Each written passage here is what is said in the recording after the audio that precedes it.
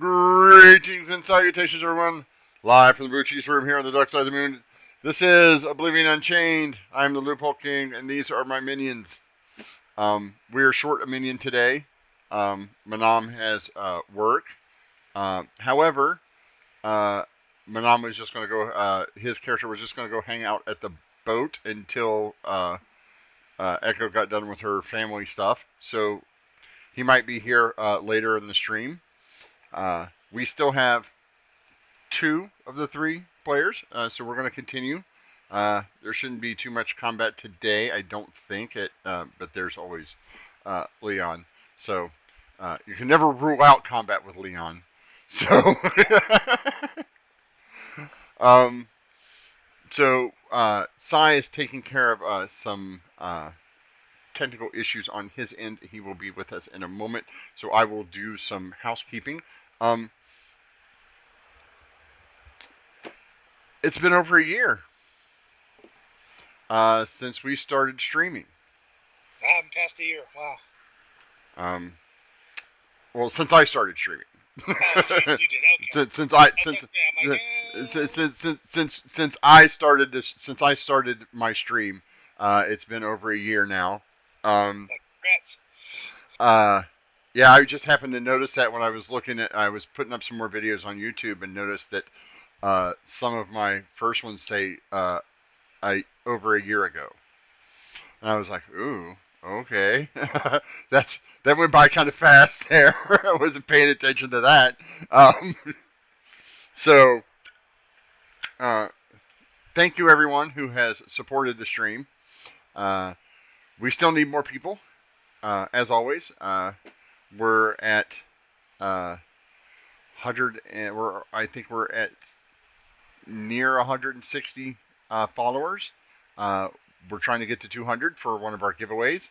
At 200 followers, we are giving away an entire block of D&D minis. Not just one little box, but a block, which is 8 boxes, uh, to one lucky random follower. That could be you, uh, if you so choose to follow. Also, we're trying to get our subscriber numbers up. We do need to do that. When we hit 20 subscribers, we're going to be giving away a hard copy of the Player's Handbook, the Monster Manual, the Dungeon Master's Guide, and Tasha's. That's hard copy. They will be sent to one of you subscribers. So get your friends over here. If you have a Amazon Prime subscription, you have a free Twitch Prime subscription, or Twitch Gaming subscription now, I guess it's called, to where you can use that here. And we would greatly appreciate it. You can also follow us. You can also donate directly using PayPal. You can tip us. You can go to Patreon, sign up for Patreon as little or as much as you'd like. Anything helps, because, as always, this stream is brought to you by you, the viewers. Um, we're here to make sure you guys have fun, and we're going to play some D&D and hopefully entertain you for the next 4 hours or so. So look forward to that. Also, if you'd like to participate in one of the streams, I do have 2 new campaigns that are starting. One is Sybaris, City of Light and Shadow, which is looking for 4 to 5 more players, depending. I think 4 more players should be good. You can check that on the Discord channel. Also, Requiem for a Dragon Queen needs players. Both of those are going to be kind of difficult. Requiem is very difficult, so if you are a seasoned player and you are looking to, sink your teeth into something very, very worthwhile with lots of good role play and hard tactics, Requiem would be your thing. If you like more of the political side, Sybaris is going to be um, a higher role play and political content than combat, but that's not to say that there won't be combat, because there's always combat in D&D. Because who doesn't like tossing a good fireball into a room every now and then, right? Just our game last night, we were doing Strahd's. We finally got into the castle, and we knocked on the door with a fireball, because yeah. that's how you knock on the door, right? Best introduction you can do, yes. I was like, "Hi, we're here." So the fight did not go well for Mr. Strahd. He uh, wandered. He teleported into the room onto his throne, which happened to have somebody already sitting in it, so he ended up on somebody's lap.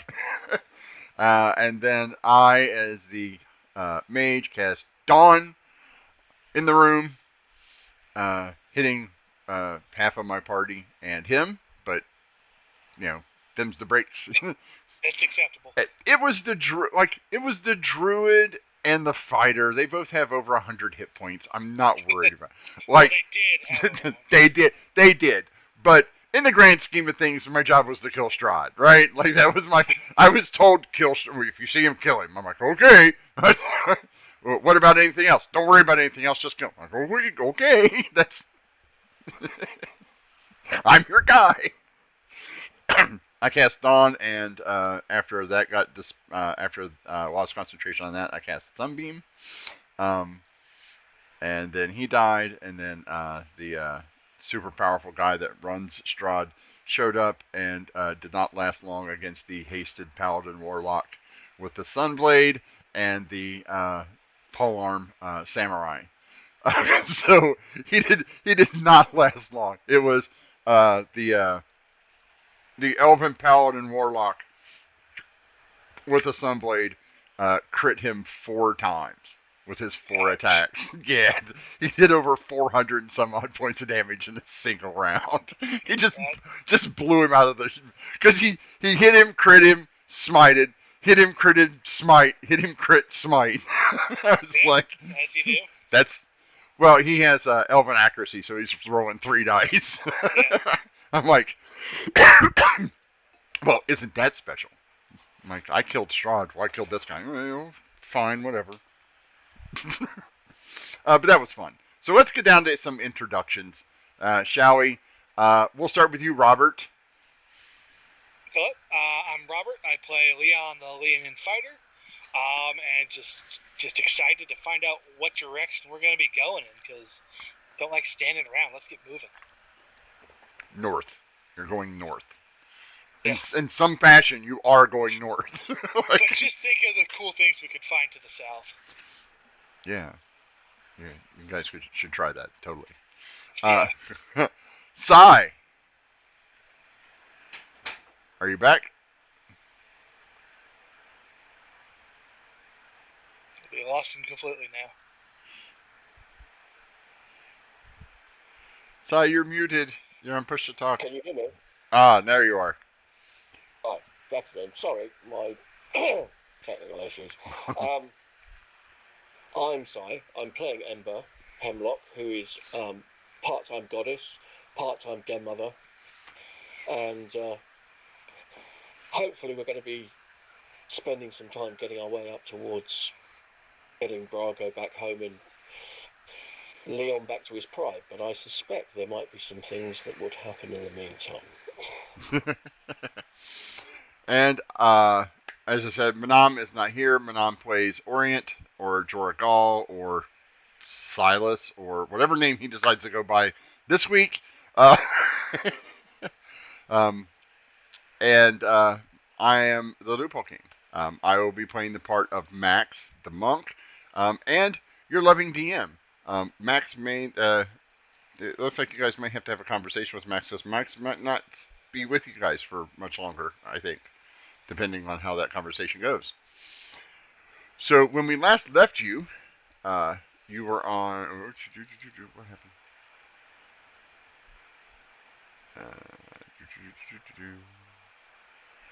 Activate your scene. We're here in Embry. You are currently leaving the magic shop, where Orient is giving the lowdown. Is staying to give the lowdown to Agatha about everything that happened while you guys were gone, because that won't be awkward. And Yeah, right. and then the 3 remaining of you are heading off to go see Ember's brother. Yeah. The cheese warehouse. At the cheese warehouse, Indeed. where um, Leon is going to have some more cheese. Yes, I'm sure. that's top of Leon's list right now. Yeah. Yeah. If I remember correctly, you asked me to pick you some up. I did, but you know what? I just can't wait for that. I just You're more than welcome to come. It's not a problem. Right. So I'm gonna say my farewells to Agatha. I will turn round to Jorah and say, Jorah, we'll meet you on the boat. I'm probably going to be a few hours, but you can either meet me at my brother's place or you can meet us on the ship. Your choice. Yeah, Jory's like, yeah, we'll meet you at the. He doesn't want to go to your brother's house. He already said that, so he will meet you on the boat. Yeah, yeah, that's stay out of good. trouble, Jorah. Um, so as you guys, as you, Pot, kettle. What? I said pot, kettle. I don't get yeah, um, as you are walking to towards your brother's house, um, Max kind of looks at you, Ember, and says, "If we're going by boat, how are we getting back to the mountains?" We will be docking at Castle Valinor and then travelling from there. You can't get to the mountains from Castle Valinor. Well, I mean, you can. It's just really, really long. I need to get back up there. Yeah, You, yeah, we you, do. I appreciate that, but we have pressing business first well, to yeah, go to Farpoint and Castle Valinor, but you said you were going to help me. That's why I came with you. and we will. When? Do you know how many villages those giants can rampage, and the time it takes us to sail all the way to Castle Valinor?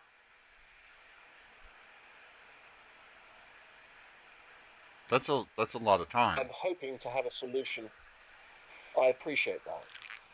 However, we are restricted in the ways that we can either try and walk there or we can take a ship.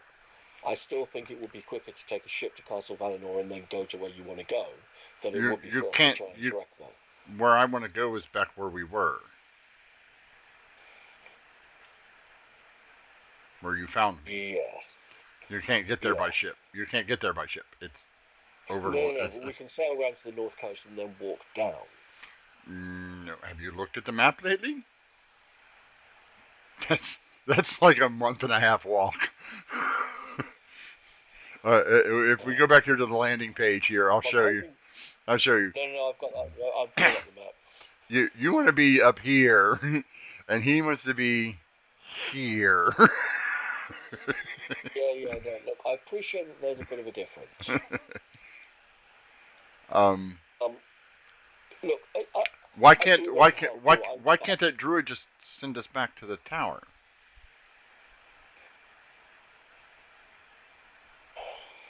That's Castle Valinor. Way up here, isn't it? Yep. Yeah. You were going the opposite direction. He was like, Well, he's like, why can't the the absolutely honest answer is, Max, the absolutely honest answer is we have a certain time pressure to do certain things. I am more than happy to devote as much time as possible after that to helping you, but right now I have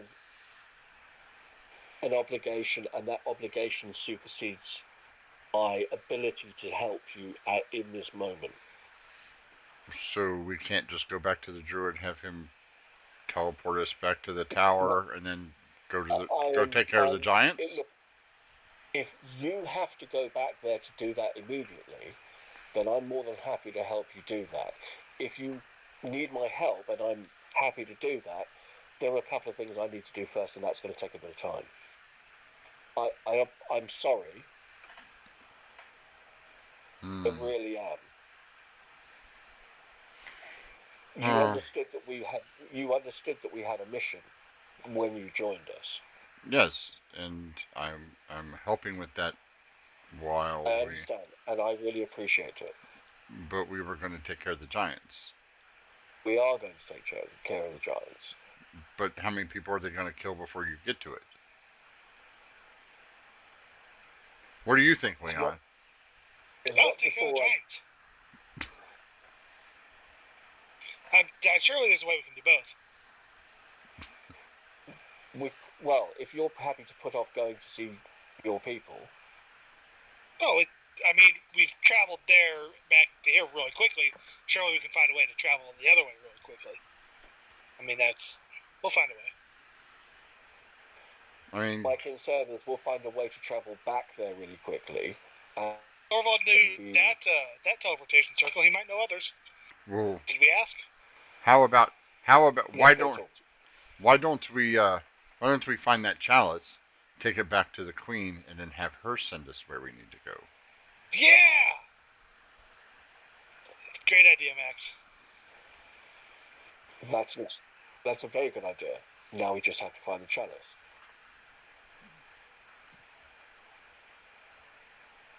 Where would we find the chalice? I don't know. That's the problem. Exactly. However, I do plan to try and find the chalice. The problem is until I've got some information on it and know where to look for it. Well, let's ask your brother. He probably knows. Oh. It's certainly worth it. Is your brother well known in town?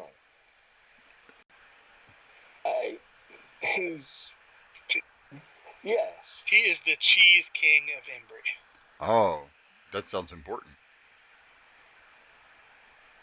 Yes, he runs a little import and export business.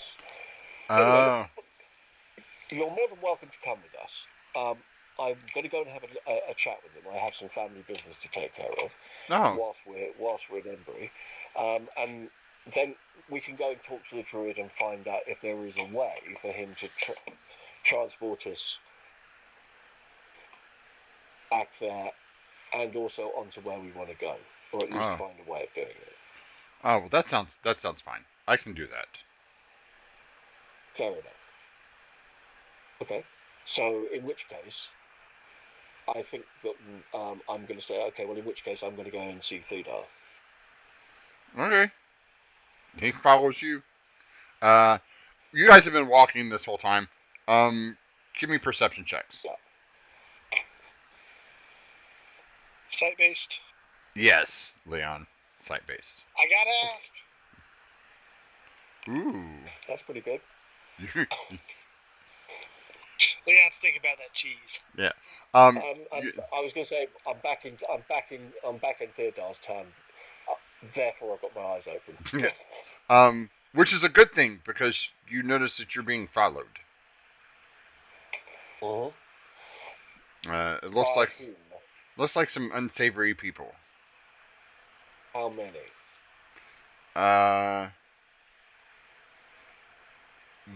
You've seen like 2. You're assuming there's probably more. Yeah. Okay. I'm gonna make sure that Leon and Max are aware that Leon is totally aware. Leon. Okay. Leon, you see at least 2 people following you. Yeah. Hey, Amber, what's up with those guys? Should I go talk to them? I think we should leave them alone for the time being. If they make any aggressive move, do you want them to find out where we're going? I'll go talk to them. Yeah, to be honest with you, I think they might be employed by my brother. It's possible. Ember, give me an intelligence check, please. Just straight intelligence. Yep. No. Okay. 9. Nope. Your assumption stands. All right, if you say so, we'll just let them follow us. What? I'm gonna let them follow me up to a certain point, and then we're going down a dark alley, and then we're gonna see what happens. Where that's going. Say the word. So, what dark alley would you like to go down? I want to get until we're pretty close to the cheese factory, but not one street away, sort of thing. Okay, so you are now 2 blocks from the cheese factory. Okay, so that's down. This is over here. in Yes. Area 4. Well, no, he's over here. No, he's over here. You guys are you Right. guys have come through the gate, which is where you noticed them, and you guys are now right about here. Right. And your brother's place is this nice little triangle. Remember? Yeah. Yeah, the cheese Oh, factory. yeah. Yeah, the cheese factory because So it looks and don't think that I didn't make it a cheese factory because it looks like a slice of cheese. Okay. World building at its finest. Yes, it No, is. that's indeed. So if we're about here, Yep. and there's a nice little kind of alley down there Oh yes, totally. that we can pop down. There's a very nice dark alley. I'm going to turn around to Max and say, Max, we're going down this alley to try and draw out who's been following us. Be on your guard, my dear boy. Once we're around the corner, Leon's climbing, getting up on a roof. Oh, okay. That sounds fine, I guess. Oh wait, how tall are the roofs? They vary in size. Are you looking for one in particular, or Something about 20 foot up. you find one very nicely? Yeah, I may or may not plan on jumping on one of them if some things go badly. I'm unslinging my loot and having it in hand, and I'm going to wander down the alley with Max on one side and Leon up on the roof, and I'm going to wait and see who turns around the corner to follow us. Oh, okay. 1 second. I'm going to be about 40 feet down the alley, so they're going to have to turn the corner and come in to actually follow us. Okay. I'm gonna have to delete. I keep trying to put Leon as a giant rabbit up here. That part of my life is over. So you guys wander down the alley. Leon, as you climb up on top of this roof, you do notice that there's a. Oh, you know me.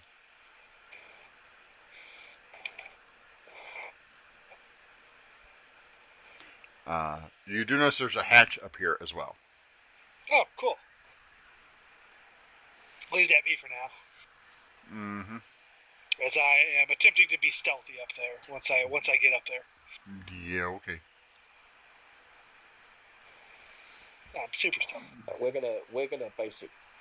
gonna move to sort of so we're down to here. Oh, okay. That sort of. So then I'm going to turn around and see who follows us in. Give me 1 Because if second. they're following us, they won't be coming from the other direction. Leon will see them if they come around the corner as well anyway. Down here, I mean. Where did? Oh man. This sucks. My pirates are gone. Yep, scared him off. No, they should be right here under P for pirate. I just have Pegasus, Pestilent Swarm, and Phantom Warrior. Maybe S for swashbucklers. Oh. Yeah, I looked. Yeah. Or Arthur Rogues. Arthur Rogues. P for thieves. Yeah. H for henchmen. I wish, but no. Load, you stupid thing. Right.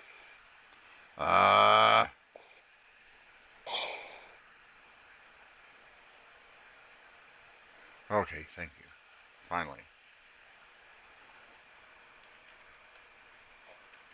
What's the streets are cobblestones, are they, or is it flat paving? That's cobblestones.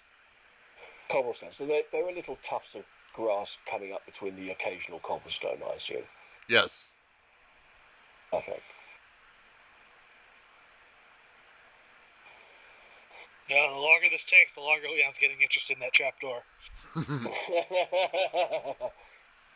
Do I have to cast a minor illusion up there? You don't know what's going on up here. Yeah, you have no idea. All right. Out of your control. I have history with you. I got my pirates back. Okay, good. Wow. Okay, so they're they're they're just pictureless pirates, apparently. Ah, really scary pirates.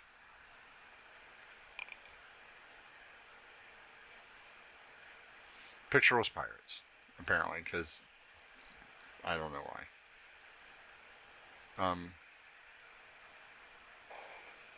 So these two gentlemen come. They moved him here. Okay. Mm-hmm. So these two come around the corner. This one is carrying uh, uh, a scimitar, as is the Mm-hmm. other one that has a face. The guy next to the guy behind him was faceless has a chain with a hook on it, Mm-hmm. and the other one has a pair of axes. That's very nice.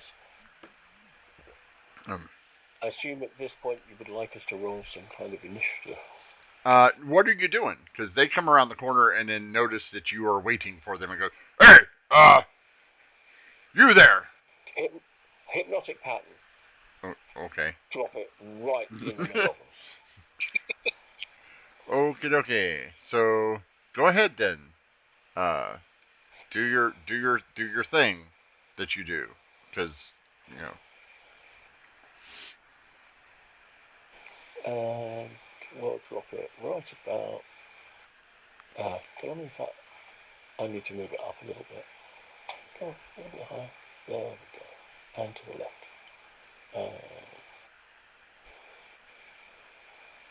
Perfect. Just like that. Okay. I don't see it. Oh, there it is. Look, Okay. Awesome. and if they would all very much like to make Wisdom DC 16 saving throws at disadvantage, that would be rather nice. Wait, I have to. Okay. Nope. It should have done it automatically, but 18, 20, 20, and the guy in the back rolled an 8. Oh, okay. This is all at disadvantage. So Oh, only one of them 13, 13. So the axe The thrower is. pirate, the axe thrower, Okay. is not effective, but the rest of them are. Okay. Encounter turned off. Well, not Yes. quite. There's still one of them. They are incapacitated, correct? Yes.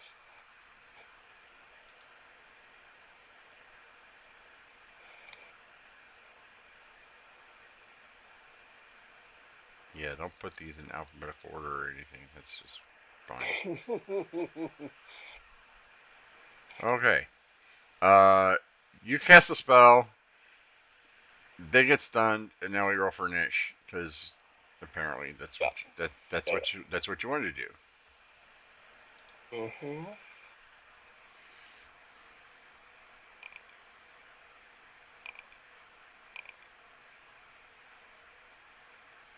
Ooh, that guy's ready to go. Yeah. Fair enough. Yeah. Right, sir. Uh. You do whatever you need to do to feel good about yourself. You won't last Uh. long. Okay. He sees all of his friends doing the funky chicken. Um. Mm-hmm. And has to make a give him a wisdom save. He fails. He spends his turn running away. Excellent. Yeah, he's gone. Leon. Okay. Perfect. I can't run that guy down. No, he double moved and he's around the corner and down the street. Okay. I mean, if you wanted to try to chase him through traffic, basically. I think about it, but Sai, then I'll use my turn to investigate the trapdoor. all right, Sai, you gotta be in push to talk until you're using it. Okay. Uh, so Max, uh, walks up to this one, uh, targets him, and then pummels him. And then pummels him again. And then pummels him for yet a third time. Jesus, Max. Full damage.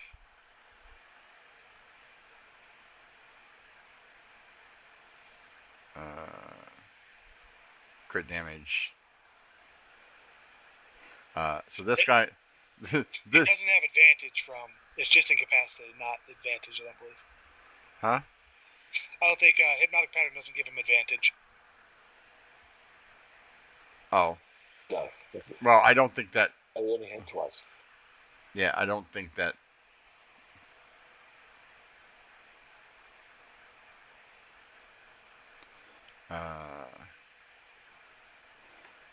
Yeah. Okay. So yeah. So that guy's. He's taken 30 points of damage. Yes. He has. He has 3 hit points left. Oh no, he's done. Yeah. Because he should have taken. Yeah, no, he's out. He was out with the crit. So he is now fully unconscious. Perfect. None of us wanted to ask him a question. Apparently not. I didn't get it. It's not my initiative yet. I didn't have a chance to speak.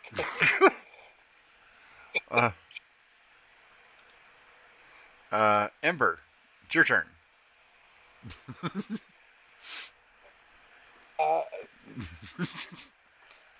We don't need to do anything to the last two.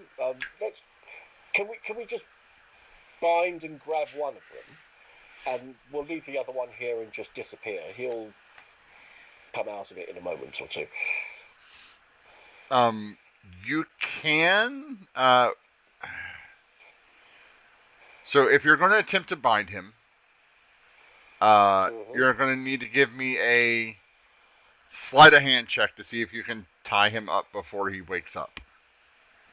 Okay.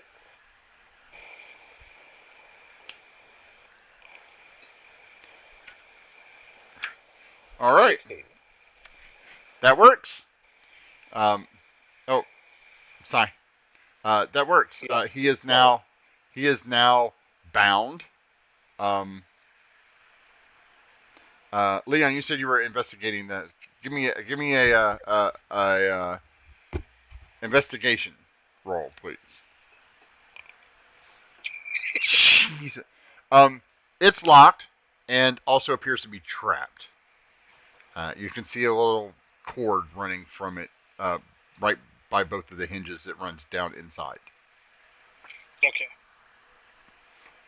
He's doing the fuck chicken. This guy's not doing anything either. Which goes to Leon. Leon, it's your turn. If it's trapped, there must be something really good in there. You know the best way to set off traps is with a pole arm, right? I don't have a pole arm. You I do. I guess I still have the rim. No, it's gone, completely gone. I think. Yeah. I need to take it out of my inventory. No. It's still there. It just. Oh, I need to take it back for repairs. Yeah. So I mean, it's already. It already has -5 damage. So. I shall step back 10 feet and, as simultaneously as I possibly can, strike the cord and jump backwards. All right. So give me an attack roll. It's an AC 20 to hit it perfectly.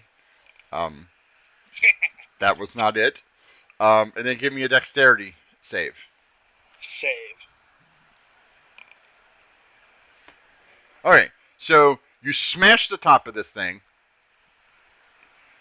Totally miss. Hey! Hey, Manam. How's it going, buddy?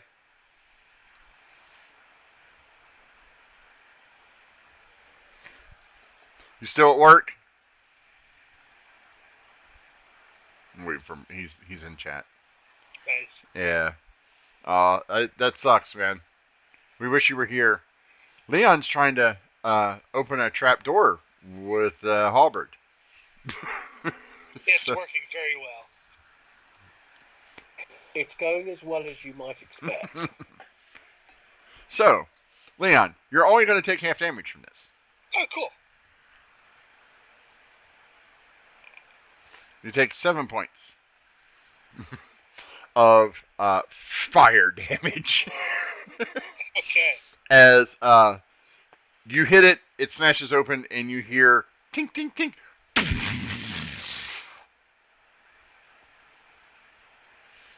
Don't worry, everything's fine up here. Time to leave. I'll use whatever movement I have left to go take a look. Okay. If there's a hole there now. Oh no, the trapdoor is gone. It now leads into a space that is currently smoking and on fire. Alright, I'll just use the rest of my movement to get up there and start looking down. That's the end of my turn. Max will look at you, Ember, and go, or you want me to tie up the other one too?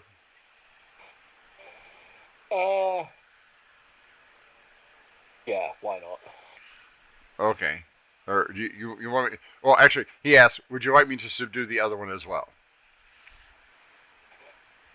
Yeah, go for it. Okay. So he walks up to this guy and punches him. Try to knock him out rather than kill him, if at all possible. Yes. He is now completely unconscious. As you, Max says, you want me to subdue him? You went, yes. And Max walks over and goes, and the guy falls down. That's easier than. Thank you, Max. Neatly done. That's easier than tying him up. Yes. Indeed, I just want this one. I just want this one because I want to ask him a few questions. Oh. It's my specialty.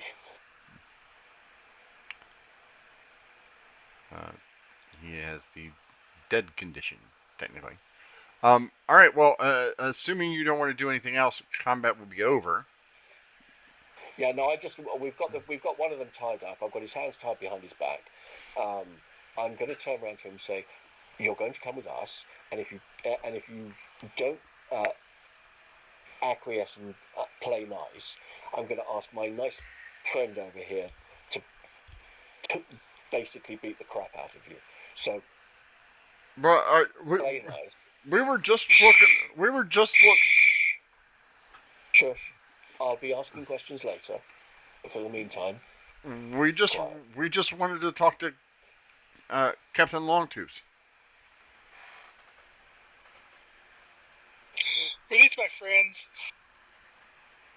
Captain Fourtooth. I'm sorry. We just wanted to talk to Captain Fourtooth. Why were you following us down dark alleys then, rather than coming up to him and saying hello? We were trying. You were walking too fast. Then you ducked into the alley. We thought something might be wrong.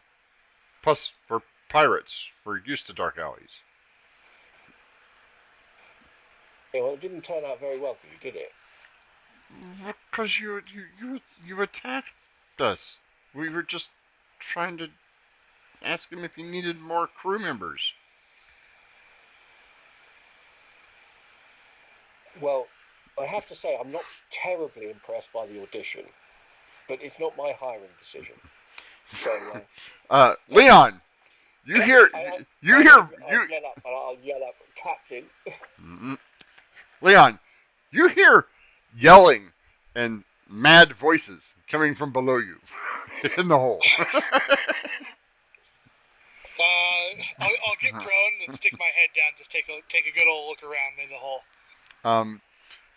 There seems to be several halflings and 2 small other creatures. You're not quite sure what they are. Quickly trying to put out a fire. All of them seemed heavily armed. Your trapdoor's broken. Sorry. But hey, get him! What are you guys doing? What is this place? And you see them scrambling towards away from the trapdoor, and one of them stands there and goes, Oh, you'll be sorry now, buddy. No, I don't think so. And he starts casting his spell. Alright, I back up. um, 1, 2, 3. You take 6 points of damage as 3 little missiles come shooting up over the corner and slam into you. How many guys did I see down there? You saw like 4 or 5. In Leon's opinion, is that a fight I could handle? By yourself, they were really well armed.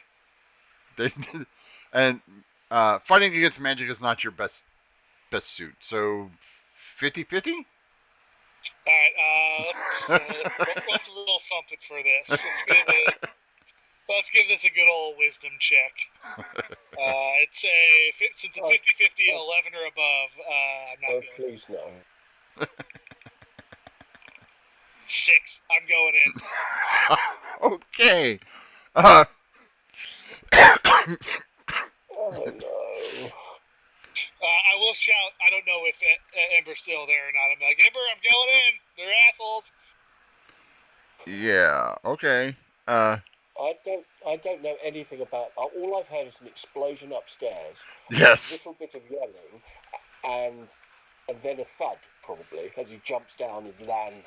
Yes. Amongst the Yes. mountains. Yes. Okay. Yeah. Give me 1 second, because you know. Yeah. Because Leon. Because Leon. I mean, why not, right? Why not? Hey, I just wanted to see what was going on. It's their fault for trapping the door.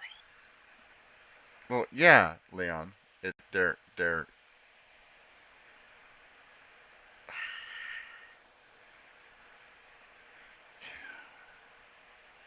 fine.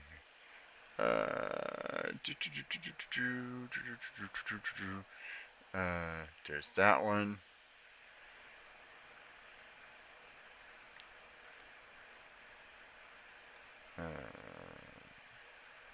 There's that So one. glad Jory's not here to stop me. Yeah, right.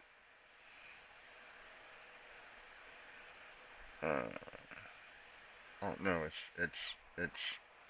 Oh, where were they?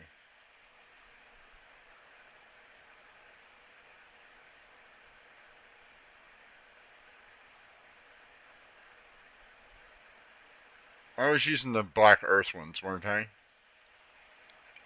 I don't remember.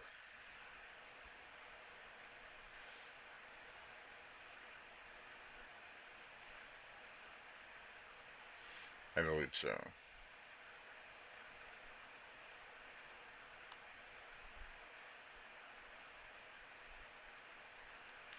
Yay, nobody has a face.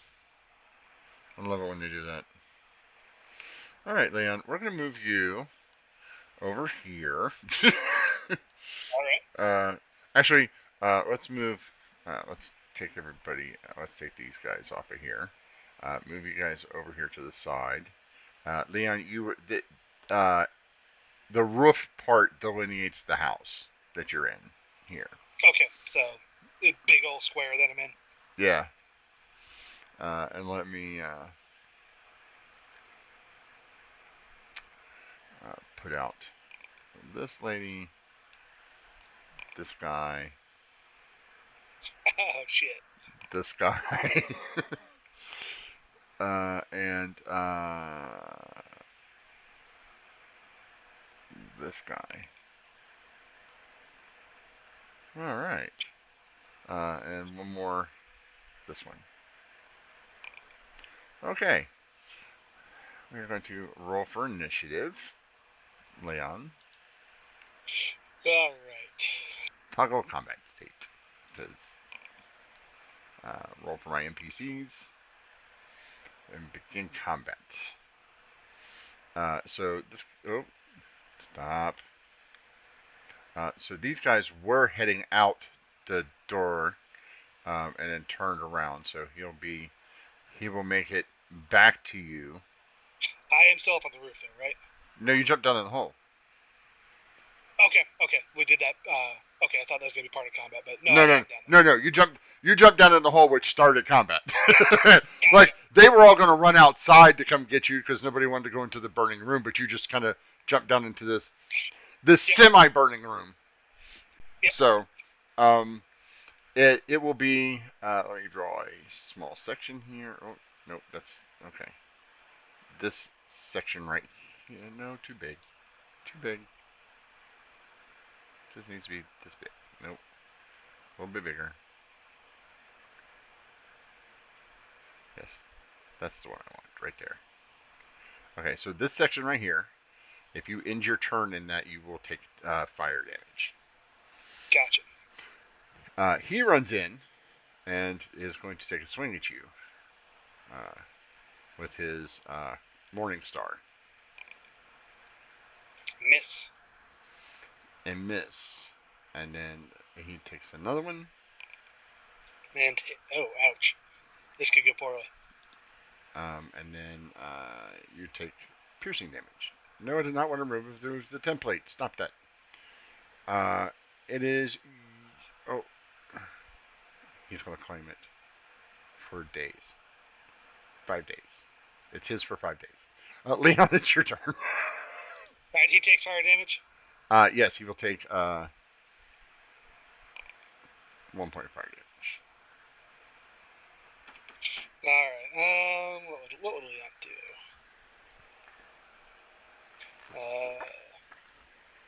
Smite him with your new sword. Yeah. I'm trying to think of strategy, and Leon does not have strategy. Yeah, So, Leon has strategy. Kill the first guy, move on to the next one. 13. Will not hit. Ouch. They are wearing, it appears that they are wearing plate armor. Alright. The second one hits. Yeah, That one hits. Yeah.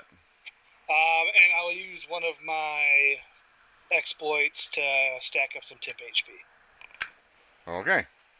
The adamantine bones for 15 temp. Okay. That's one hit. Okay, so you hit him twice. Is that it, or are you going to move out of the fire area? I'd prefer the fire over the opportunity attack. I will move out of the corner though. Okay. The other guy moves up. Will also attack you.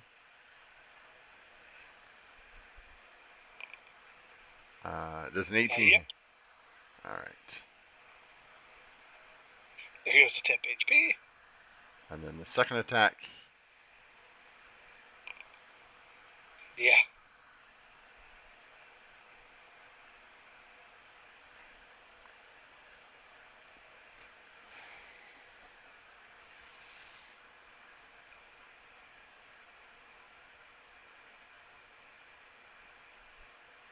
Hold on a second. Let me.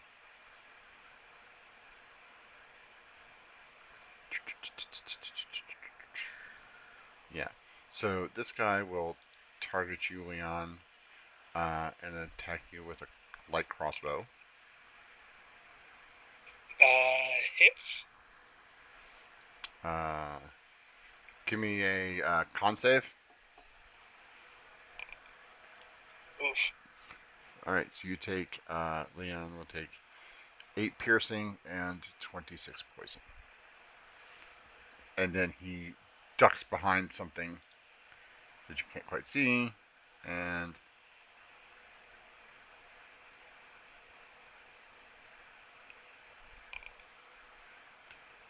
does not disappear very well. No. You can still see him. Yes.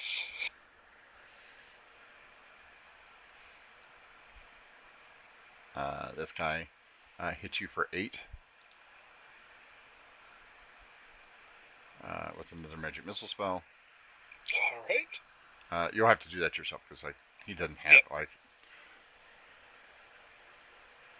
And then she will step over here, target him.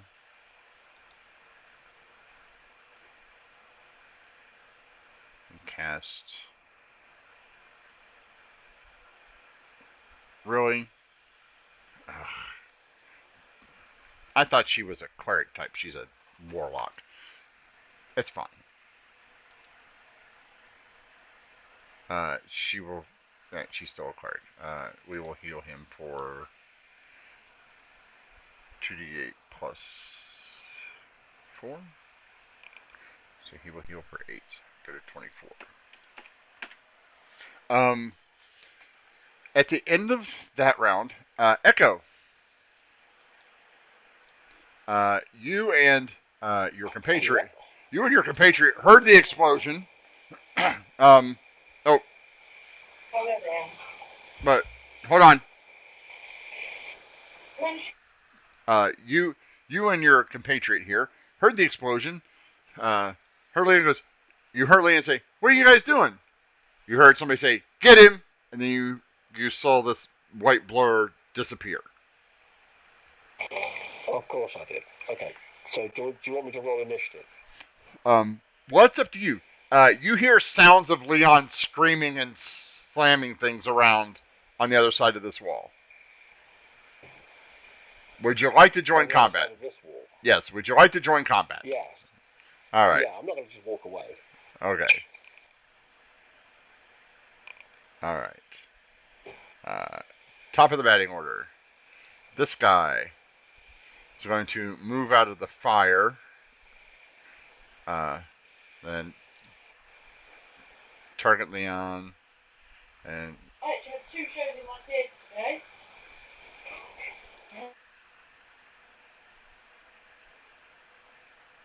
oh, cool.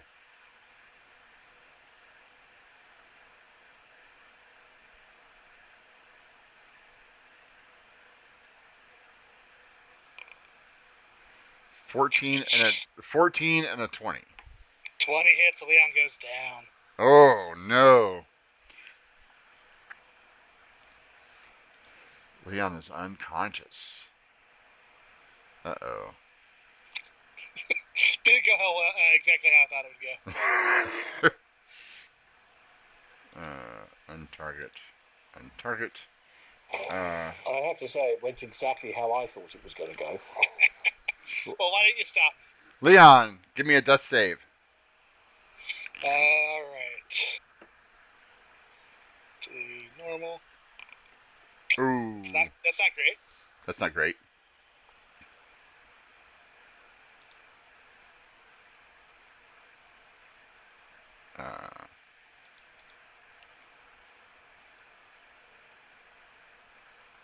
This guy will. He has advantage. Does a 12 hit you? No. 16. Alright. He attempts to kick you and then drag your body over here.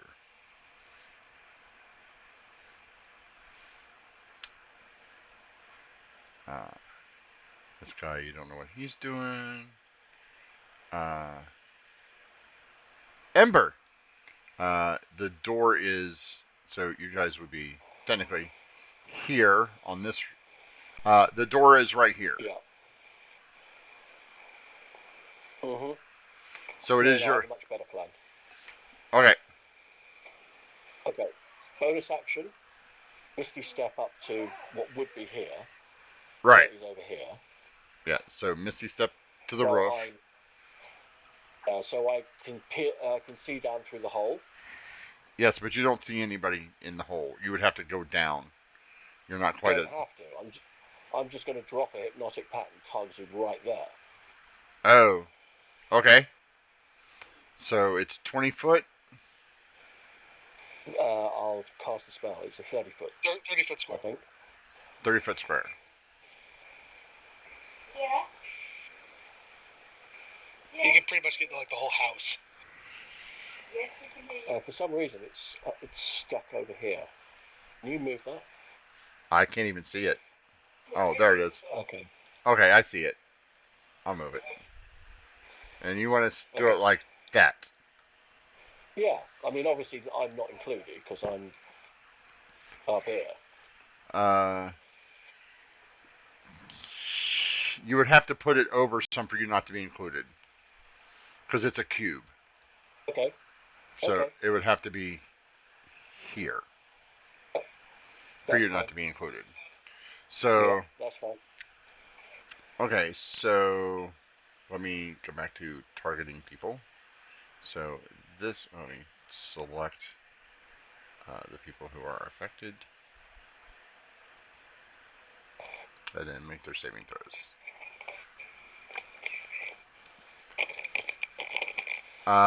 Nope. One.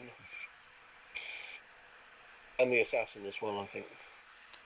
No, the assassin isn't affected. He's not there. Right. He's inside the square, mate.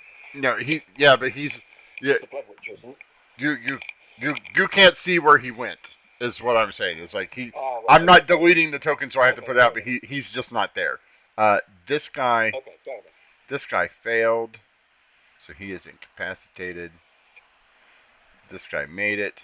This guy failed. He is incapacitated. Yeah, that's my turn. All right. Max will now sprint into here. Let's move the hypnotic pattern. Yep. Oh, it will run into. Oh, you're gonna have to. Oh, there we go. He runs up to the guy that's not stunned. We'll target him, and then proceed to punch him in the face for a crit. Crit damage, and then he will use. Oh, he will use his key to stun him. So this guy needs to make a wisdom save. He fails. He's stunned. Mm-hmm. Here, I'll do it up here. Conditions. Stunned. He is stunned. Awesome. And then Max will continue to pummel him repeatedly.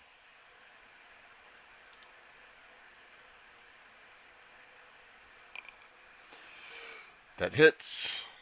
Auto crit. No, not stun. Not barrel. Sorry. Nope. And then his other attack, his last attack, misses. Oh, actually, that other one missed too. He still missed.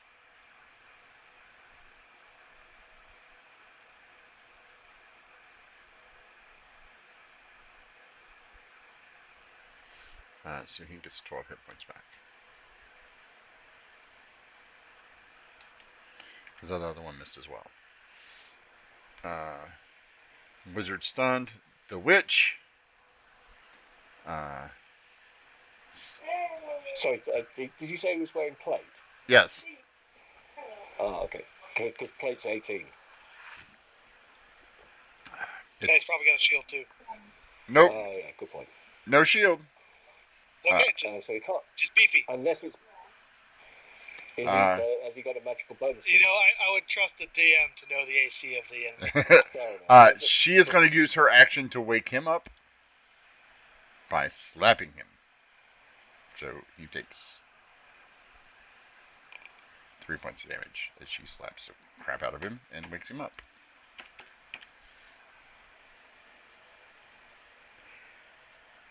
His turn. He moves to here. Targets Max. And Max's AC is 16. So one hit, one miss.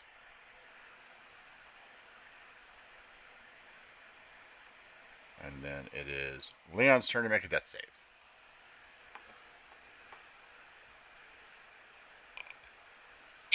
Oof. Yeah. Blackguard is stunned. Assassin does his thing. Ember. Can I see Leon's body from where I am if I peer down? No, because it's kind of like a bath.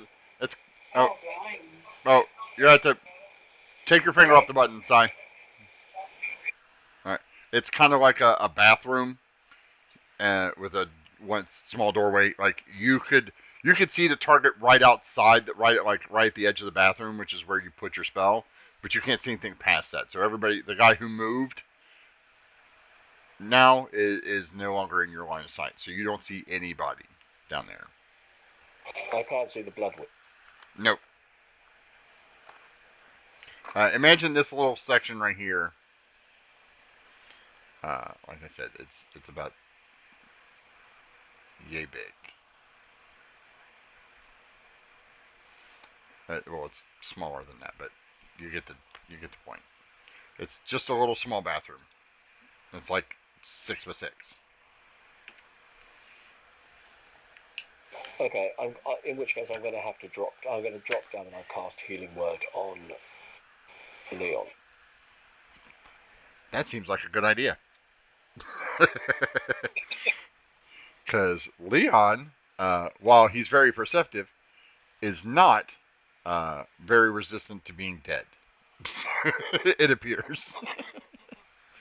He won't admit that. Okay. 8 back, mate. So, Leon, you get 8 back. I will remove the condition of unconscious from you.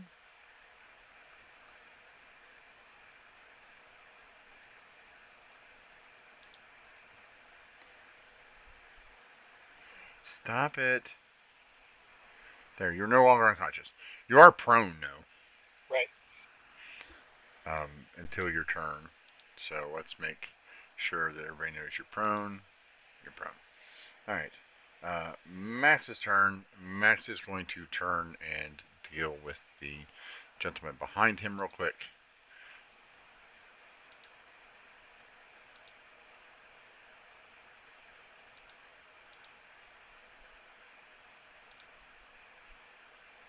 By attacking him. Miss. Hit. Guy takes 14. Oh. 14. And then needs to make wisdom save. Which he fails. He is now stunned.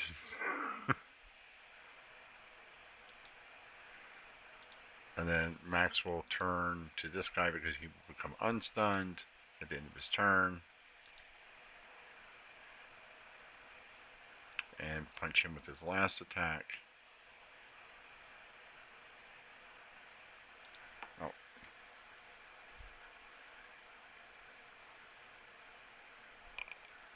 Hitting him for 7.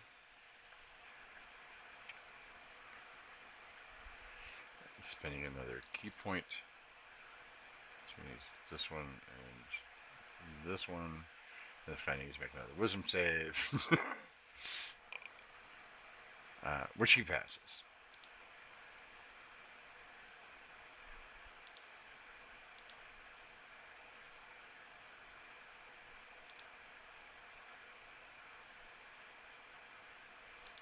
Alright. The wizard does the dance. Okay, so Ember, you're down here. You can now see all this except her. You see her run towards a door on this side and exit the door. Okay. You don't know where the door goes, but you know that it's not in this room. This guy is stunned. Leon, it's your turn. I will stand up. Okay. You will be no longer pruned. Yes. First of all, bonus action, second wind. Okay. Get 10 HP. Okay. Up to total 18. Nice. Target that guy and give him. Max gets that as well. He gets 10. Oh, cool. Because of the combat medic gloves. And take gonna swing at this guy. I will. Which one? The guy that's right above you? To my north, I've got him targeted. Okay. Let's see. Do I want to use a exploit here? Yeah, let's use a Masterful Strike. Okay. Yeah. Are you remembering to add your extra D4 for damage? Is it in there? In my weapon, yeah. Okay. But I'll check here once I roll it. So I have a 3d6 that I can add either to the attack or the damage. So let's take the swing. So 23 hits, so an extra 3d6. Okay, so he has not enough hit points to survive that. Alright. So he goes to 0. He goes to 0. And then becomes in the dead category. Step around this way. Say hello to Mr. Stunned. Can you get all the way around him? Because then you would have advantage. Just because. He's already stunned. Already have advantage. Then so swing again for 25 to hit. And he's dead because he has 7 hit points. All right, let's. You know what? Let's get that blood frenzy going. Let's do an action surge and take out this small child over here.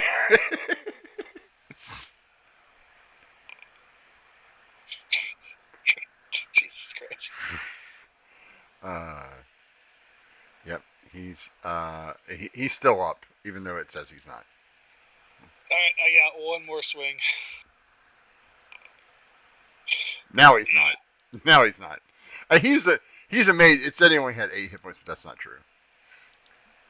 That's one thing I dislike. The one thing that it doesn't do well is when you scale them up, it doesn't adjust their hit points properly a lot of times.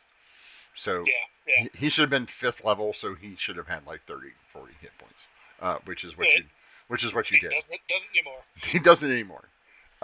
So this guy's turn. You guys will be effectively out of combat. For now. Okay.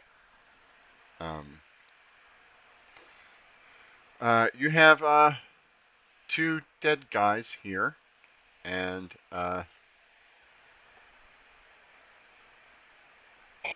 time to get the flock out of here. Well, what were they doing? I don't care. You broke in. You jumped in. They egged me on. You've murked a load of them. Let's just get the hell out of here whilst we've still got the opportunity and you're still up. You're not gonna look around? Leon's gonna look around. Okay. Their plate mail looks really shiny, Leon. Nah, I'm good in the armor department. That takes a long time to take off. Okay. Yeah, it appears that they were up to some illicit somethings. Yeah. So we're the heroes here. A quick look around. You see quite a number of vials and potion bottles and give me a perception check, Leon. All right. Sai. Yep. Push the button. There, thanks.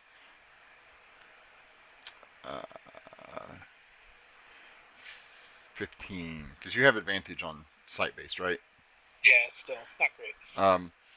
No, you notice that there's a body in the corner. Okay. On a small table. Looks like it's been harvested. Oh, that kind of thing. Yeah, that kind of thing. All right. How long would it take to strip one of these guys' armor? 10 minutes. Yeah. No, he's 5 because you just need to take it off of him. He's not like struggling or anything. You take like 5 minutes to take it off. Ember, give me a perception check. Since you're looking at the armor, Leon, you do notice that it has the same symbol as the cultists. Oh, the ones that have been harassing us? Yes. Nice. 22. Yeah. Ember, you as you look around, you're like, no, we don't have time, and you notice that this is definitely a cult base of some sort. Like this has a basement. As you look out the door that they went to, it leads to a stairwell that goes down. You know this is a cult hideout. You know that they were up to nefarious, no good things here. Excellent. No, I know. Well, I'm sure some of Theodore's associates would love to come and rob this place. Yeah, so Leon will get to work to get that armor off, and I'm not clean about it. So if it's faster to take the leg off, I'll take the leg off. No, you managed to get it off without having to dismember the body. Okay. Like I said, he's not struggling, and you're really just the armor itself is in pristine condition. Cutting some of the straps is okay. Yeah. Like it's not. You cut some of the straps to get the breastplate off because he's kind of a big guy. Yeah, so you have yourself a nice set of plate armor. All right. I got a set of chainmail I've been carrying around forever. I'll dump it here. Let me add this to your character sheet. Into inventory. And then on the way out, I will, still thinking of myself as the good guy, jam the blood thief into one of the corpses to get myself 10 temp HP. Yeah. The guy that you cut up, the guy that you stripped. Yeah, fuck that one guy in particular. Yeah. Well, he's the one that knocked you out. Yeah, he was the jerk. Yeah, he was the jerk. Yeah, him and this little halfling kid here. Yeah. The guy that poisoned you ran off. He looked like an elf, but he was like a darker elf. Like yeah, you're not a tan elf. No, he was more of a obsidian color. Okay. With like you know that white hair that's almost like albino hair that's like almost clear, like that. He knew his way around some poison though. Yeah, you're still feeling a little groggy. That's what did it. It wasn't the damage. It was poison. You know, he cheated. He used poison. Yeah, right. Cheat, yeah. He was cheating because Leon would never go down just by somebody hitting him or something. I guess I'm allergic to poison too. Oh, rats and poison. Hey, you're allergic to rat poison. Yeah, keep it away. Right, yeah, Echo, I'm ready to go. You ready? Yeah. Let's make our way towards my brother's place. And Leon, try not to set up any more traps. I was very close to getting it I was very close to disabling it. That's what you said. A little more practice. That's what you said the last time, and what happened? as you guys are talking, Max walks outside and goes, Ember, they're gone. Yeah, I had assumed they were going to be. Yeah. You're not known for your. To be honest with you, I'm not worried about them. Yeah, they probably won't be back. They're probably going to go find some other ship to sign up with. She seems mean. Hey, what were those other guys here for? Did you ever figure that out? What, the other four? Oh yeah, they wanted to come and apply for crew. Great.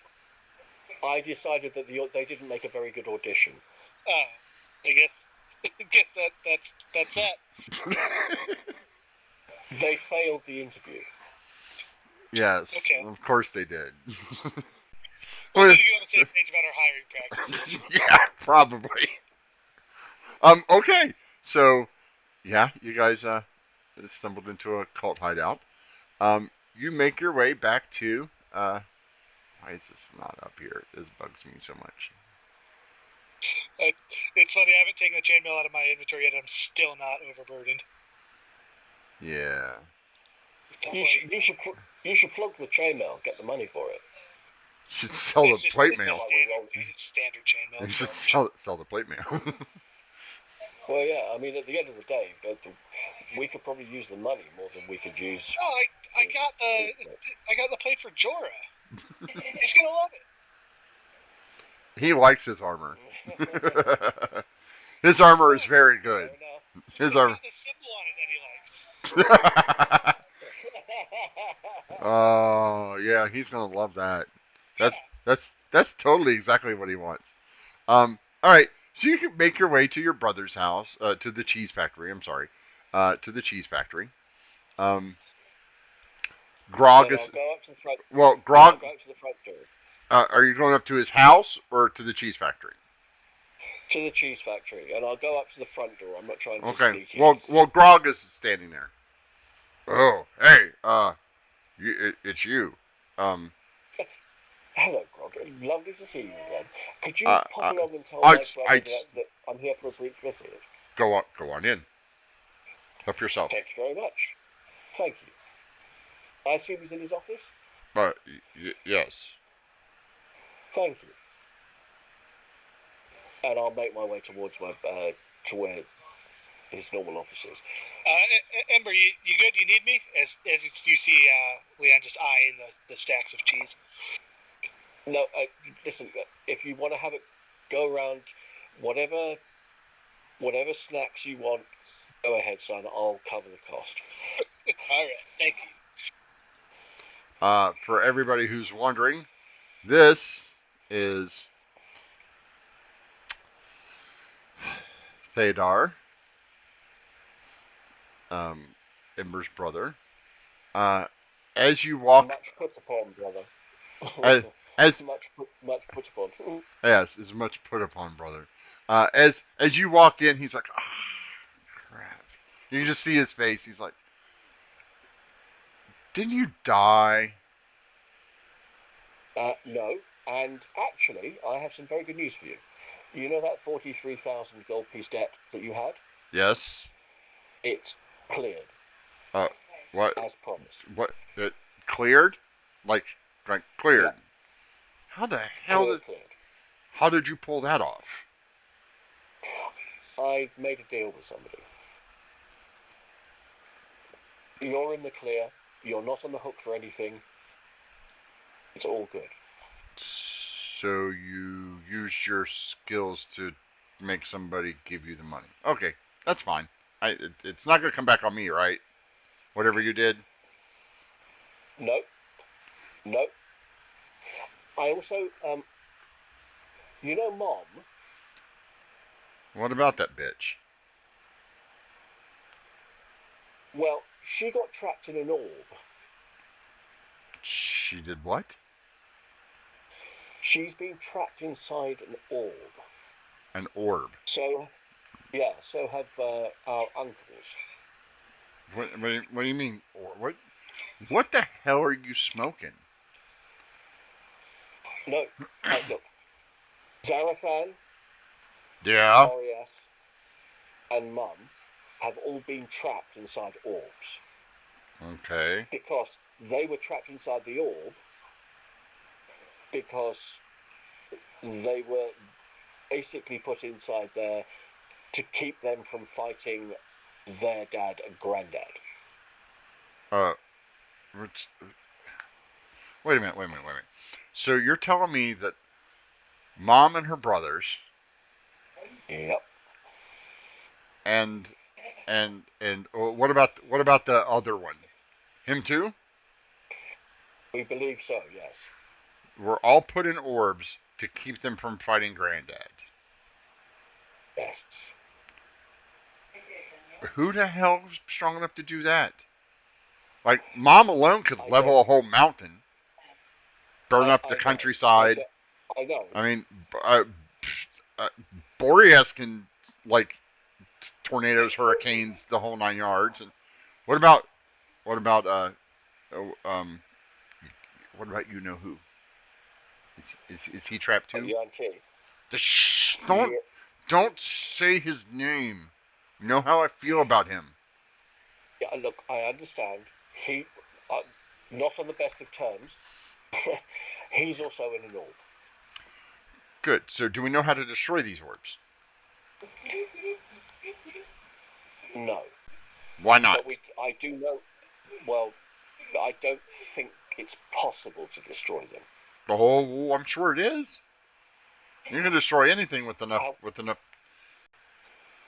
And he's like, hey, hold on a second. He's like, snaps his fingers, like, Charles, come here.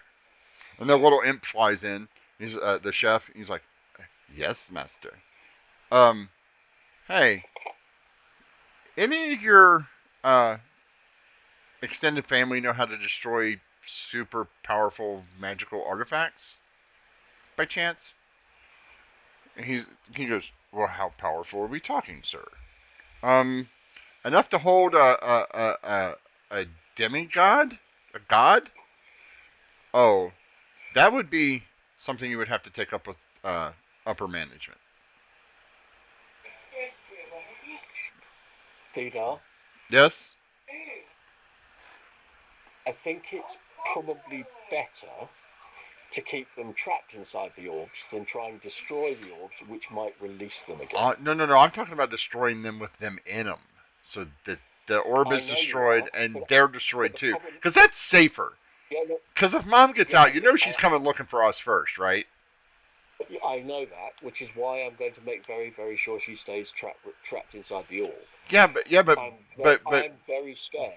I'm very scared that if we try and destroy the orb, she gets loose, yeah, but if we which would send them, be very bad. yeah, but if they're on one of the planes of hell, like, wouldn't that be okay? Like, they wouldn't be able to get here anytime soon. No, but that power trapped inside the orb in the hands of somebody who doesn't have good intentions. Right, because mom has good intentions. No, but I mean, yeah, can you imagine her cooperating with an Archduke of Hell? She would never do that. She thinks too much of herself. She would try to backstab him. He would try to backstab her. They would end up screwing each other over, and nothing would happen. It would be fine. No, Thidar, as much as I completely love your enthusiasm, and I could Well, totally can't, buy into your can't. end goal. So where are we going to put them? So do you know where these orbs are? I know where a few of them are. Okay, so where do we? I'm How going do to make we? sure How do that we? they stay How do we? very, very, very safely locked away for the rest of time. Where? How? Where are we going to put them so they're locked away safe? I have a few ideas. Don't worry. No, Trust me. no. I've got, You can't. I've got No, you covered. no. This is not one of these let big sis take care of it kind of things. No. You're going to tell me what you plan on doing with them because if this comes back to bite me in the ass, if you screw up, it's going to bite me in the ass. And I kind of like this city, and I don't want to see it razed to the ground anytime soon, to be honest. No. I intend to put the orbs back into their original hiding places with the guardians intact, protecting Oh, them. okay. So you're going to put them back where they were found the first time? That doesn't seem like a good idea to me. Yep. I'm putting them back there because only very specific people were able to find them. Yes. And what if those people go find them again? Or what if they tell somebody who can figure out how to get it? No. We need to find a better place to put them. No. I'm one of those people, and I'm not going to be telling anyone. Okie dokie. I don't believe you. I think that putting them back where they were the first time is probably a bad idea. We should probably find a different place to put them, so only we know where they're at, and then nobody's going to get that information out of us.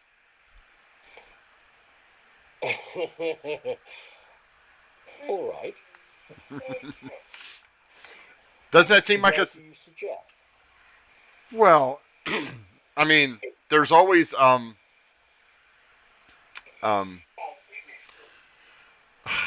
crap.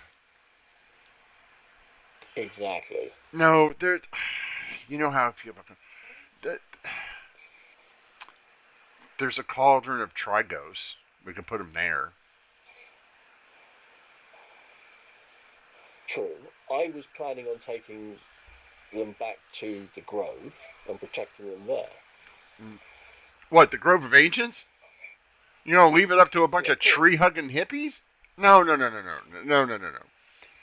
Oh, no, they don't know how to handle. What if like somebody shows up with like an army or something? No, no, no, no. The cauldron is the best place to put them. You can't get into it unless you're super powerful. Um, it's got well, it's cursed, so there's that. And nobody that's ever been there has ever come back. So even if they manage to find them, they can't get back out. So how do you suggest we put them in there and get back out again? Oh, we get some other people to put them in there. That way they'll take them in there, they'll drop them off, and then they'll never come back out again. That way there's nobody to tell where they're at except you and me. You know, expendables. You remember how that works, right? Or did you forget the whole goblin sacrifice thing? Yeah, I know it's been like 400 years, but seriously. I mean, you're the one who came. I didn't have any of the goblins sacrificing themselves to me. That was Mom. What? Yeah, but you're the one that helped talk him into it. No, yeah, but I quit that entire practice. As soon as she disappeared and I took over, that whole thing stopped. Yes, but you still know I'm how not to. into the whole blood thing. Look. You know I'm not into the whole blood thing. Right, I know, but you still have the ability to convince people to do things. You could convince people to go do this. That's fine, right? I've look, I've got a list of people who would be more than happy to settle some debts with me, and if you had a little chat with them and convince them that this is in their best interest, everything's fine. And we could follow them, like you could follow them all the way to Devil's Passage. That's fine. Like you just don't want to go into the cauldron itself. Right? You know, you should be fine, and you should find all the way through the passage. You just don't go into the cauldron. I mean, if you want to go into the cauldron, I'm not going to stop you, but I think that's the best place to put them. All right, I'll think about it.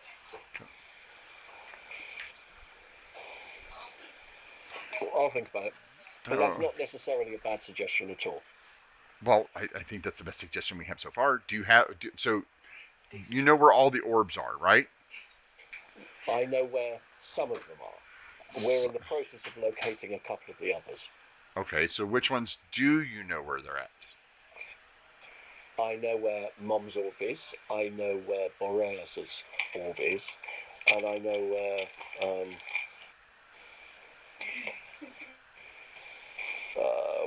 2 seconds. And I know where Zaratan's.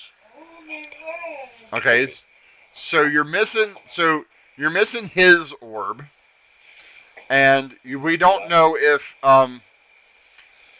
it is in an orb either, right? No, but I'm fairly confident that Grandad's in another one somewhere.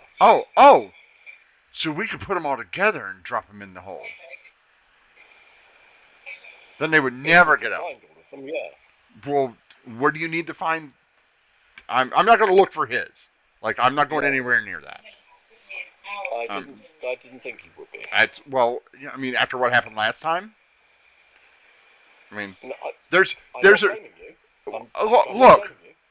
It wasn't my fault that he got mad and destroyed all of the forest. I mean, I think the desert looks nice. Yeah. I mean, they gave it a name, right? I mean, the Vast. Doesn't that sound impressive? The Vast. I mean, yeah, it sounds impressive. I mean, it sounds entirely lifeless. Well, that's impressive. Again not entirely my fault. No, I didn't say it was your fault. I'm not blaming you for what happened. Well, 100%. because that happened, I managed to get you out of there. So, Look, as I said, I'm not blaming you. I'm just saying. Well, that's why I'm not gonna. I could try to find the other one, but he's so creepy. Look, just keep an ear out. Put Oh, out the no, no, no, no, feelers. no. You know who would know? You know who would know? Go on.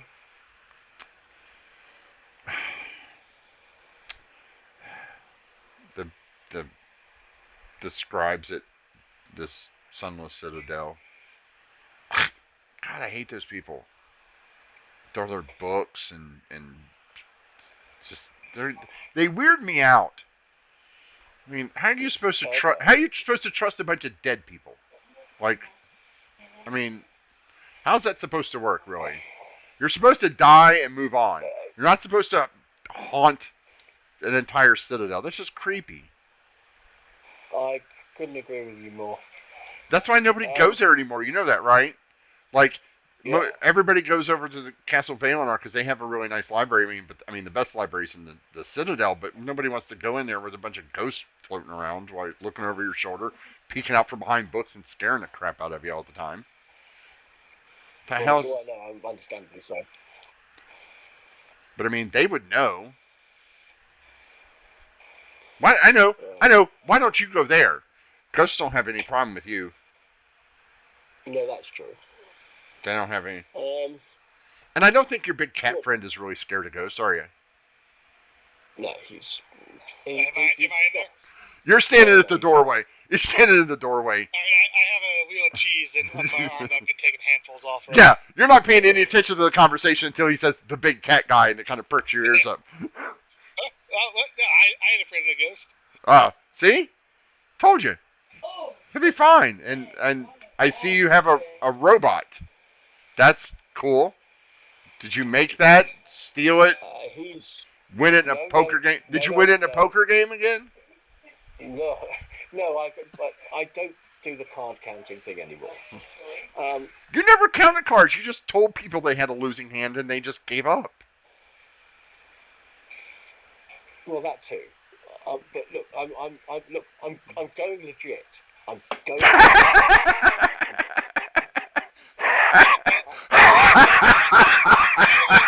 Standing there just covered in blood.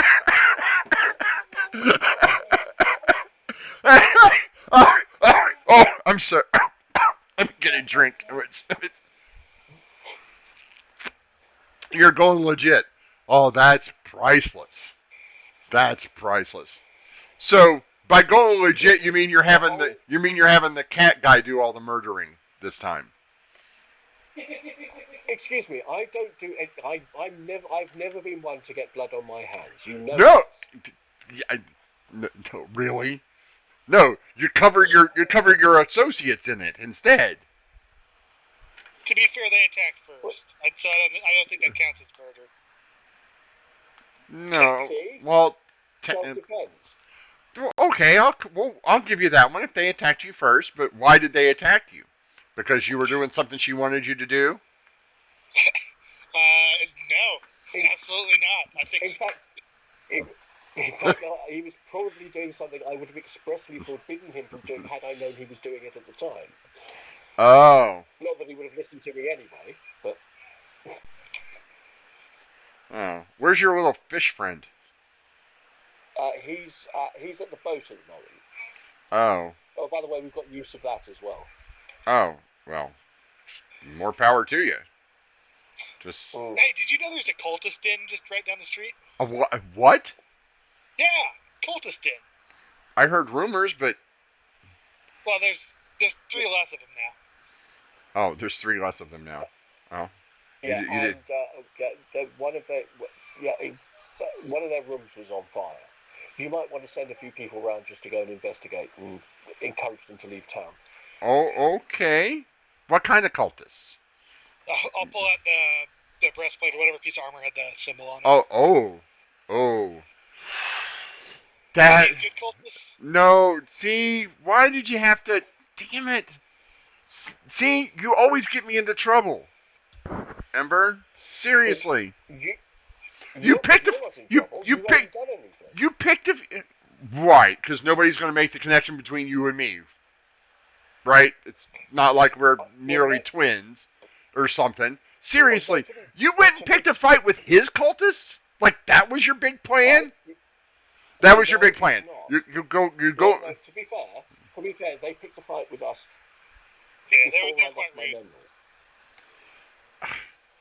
This is a long-standing thing. This isn't That recent. that's not so you've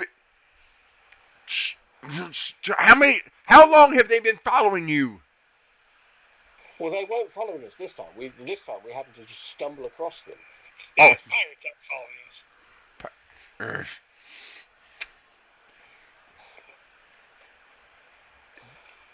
Gansi's cult is chasing you, and you didn't think that was something you should tell me? You should have led with that. Well, The last. they're not chasing you. You've been to my house. In fact, they're not even chasing. In fact, they're not even chasing me. They're chasing the Triton. Oh yeah, because that's helpful. You Yeah, associate. Look, you associate with him. They know that you're related to me. They're gonna come. Oh, man, it's not. It's not gonna take them 2 minutes to figure out that you're associated with me, and then they're gonna come for me again. Well, look, I have good news on that front. A, he who shall not be named is currently locked inside an orb. Okay. B, no, he is. B, their priest, their sort of top echelon of priests, all got killed. Oh, that's cool. So they don't Who did really it? have any Who do I need? Who they don't have any coherent leadership. who do I send the bottle of wine and a thank you note to? The Triton. Really? Him? Yeah. Yeah, Wow. I'm surprised too, but apparently that's what happened. That's well, he Quite impressive. he yeah.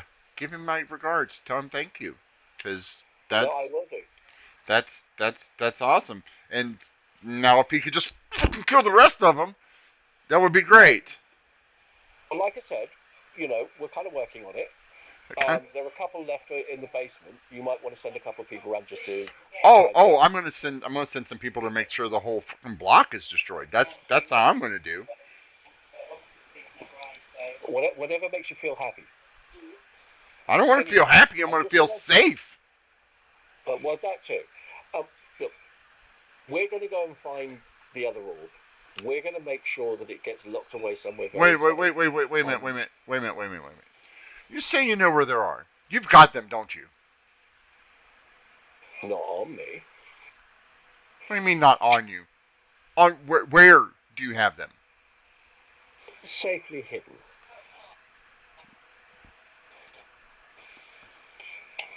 They're in your bag, aren't they? He looks at Lee and goes, "They're in her bag, right?" The magic fuzz balls, yeah. She took mine. Yeah, you've got them. You're walking around.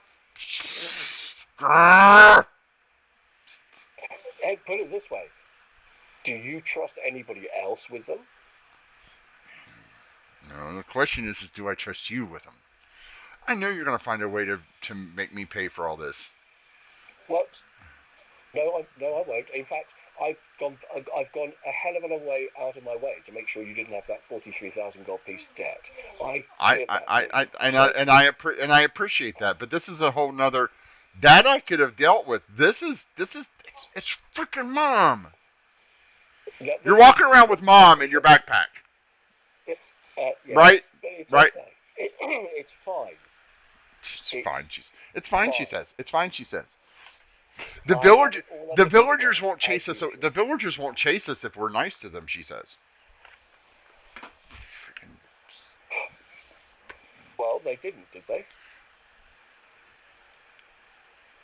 I mean, I charmed them, but they didn't. No. When they came out of the charm, they came looking for us, didn't they? That shit doesn't last forever. By then we were long gone and it didn't matter.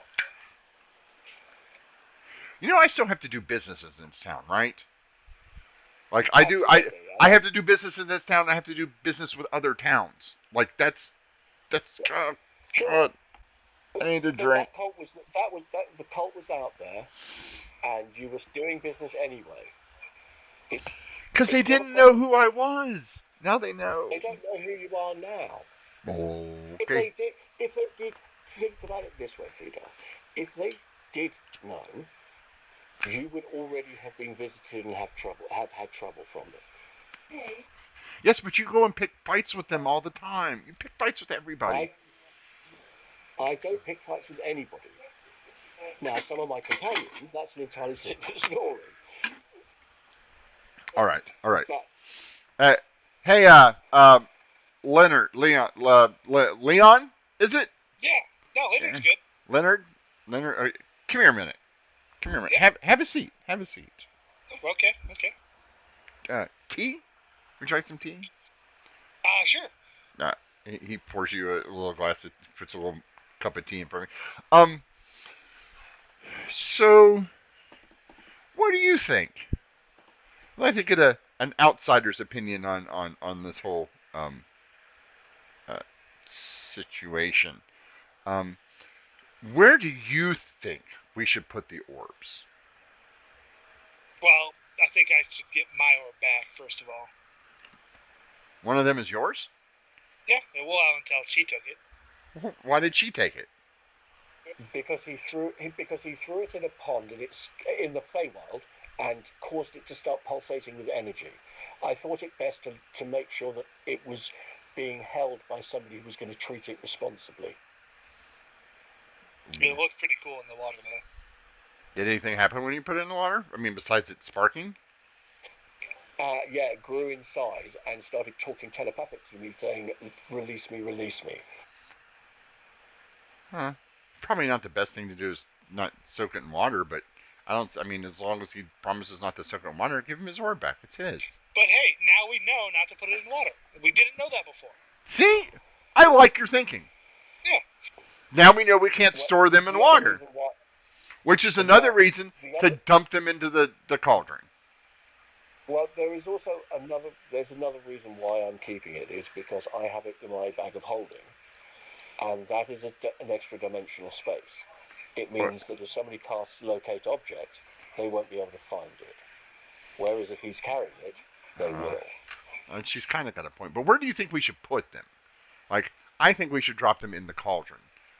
Leon, you know that the cauldron is like the big scary, like nobody goes there. It's, it's kind of like Mount Doom. Any the Bermuda Triangle kind of thing. Like, it's haunted, it's cursed. There's demons. There's the remnants of there's like an undead dragon that's running around over there. Like, you think of some horror story to tell your kids to not go over there, you've heard it, right?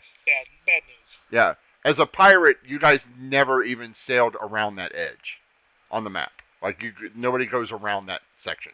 Like, you don't even sail around it because you get too close. Well, why do we have to put them anywhere? Let's just keep moving. Keep on the move. Nobody will ever find them then.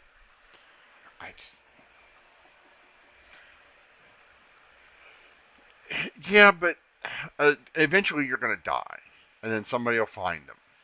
If we put them in the... Then it won't be my problem. But some of us live a little longer than that, Leon.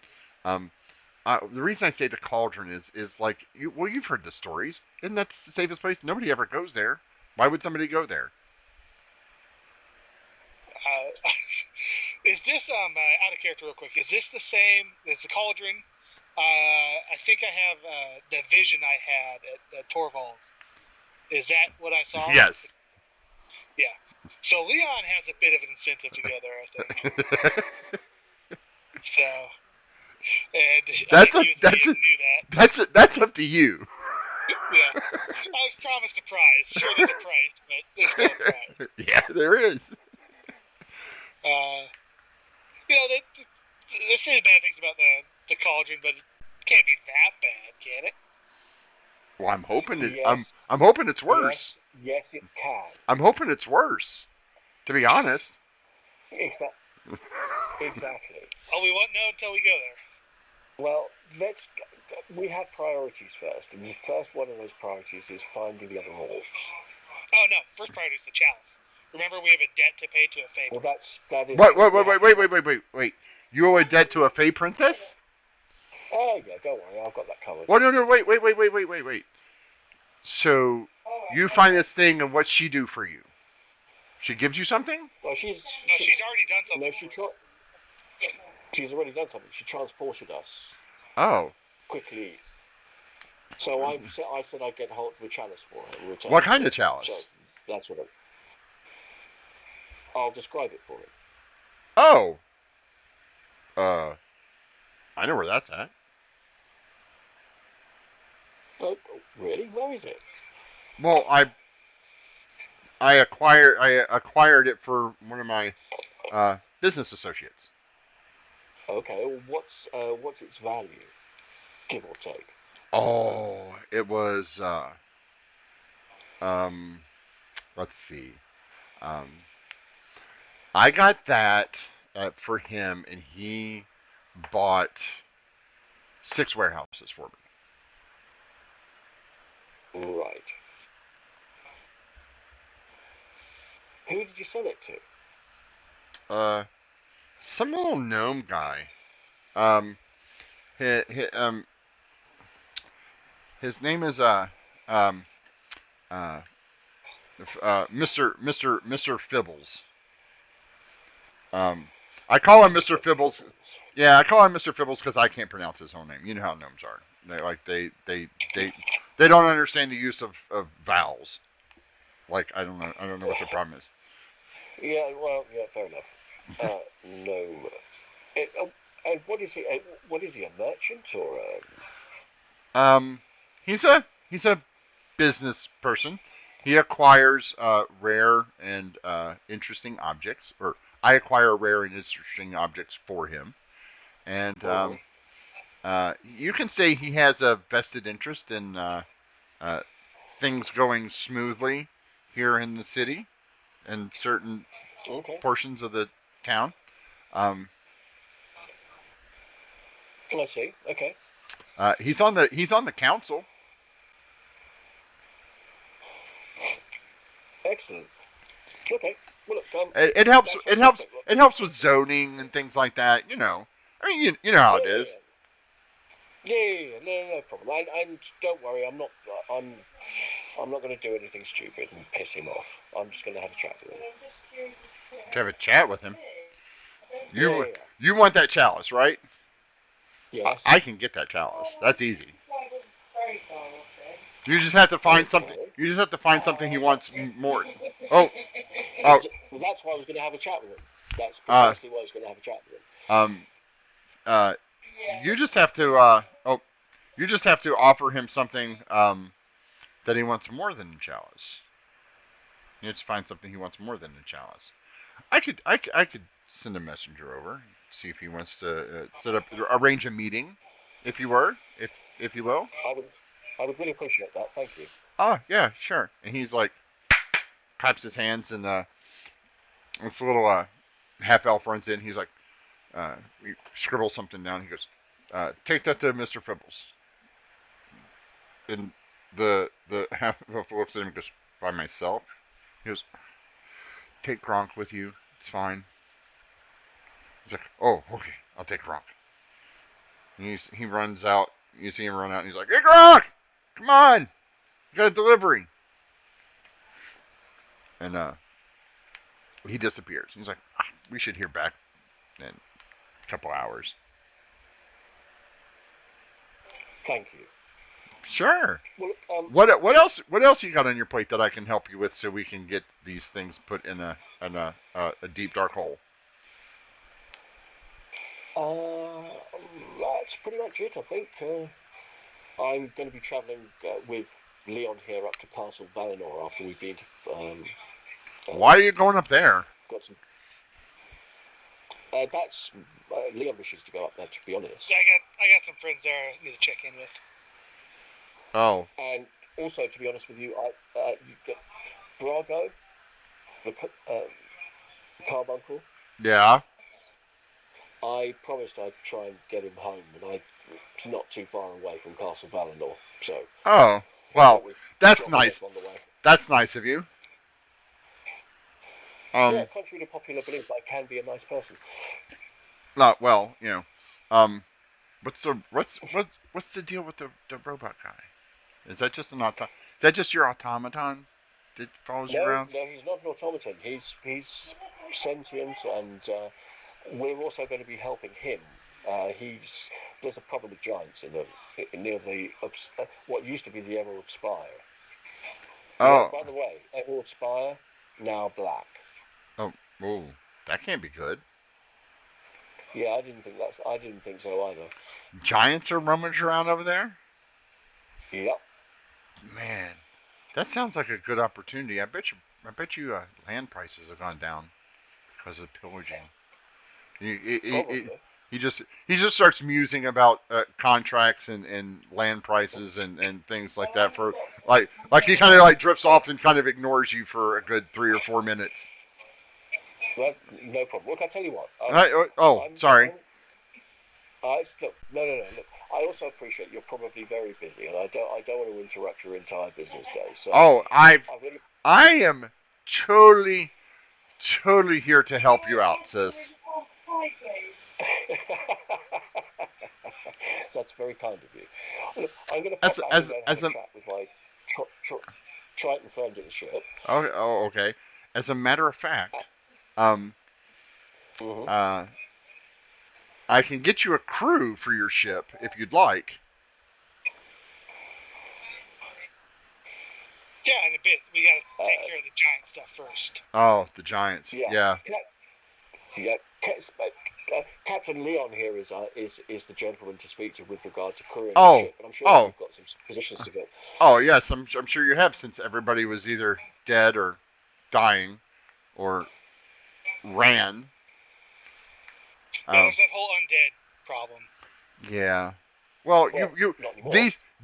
these crew members will be certifiably alive and not undead. That's good. Step one. Yes. Are you undead? First question. Yes. Totally.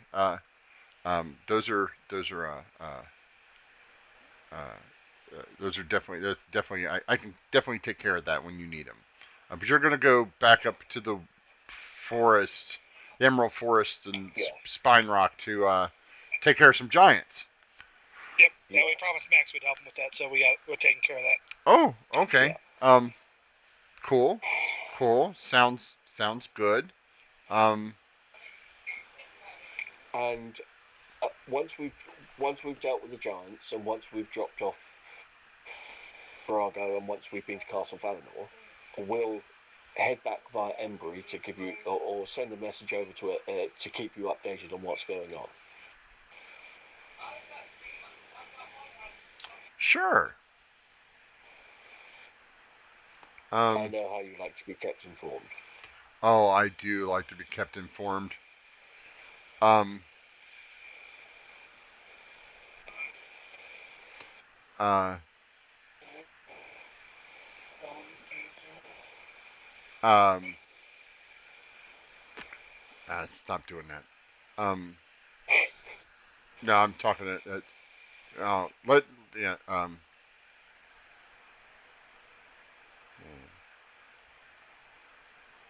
Yes. Okay. Um,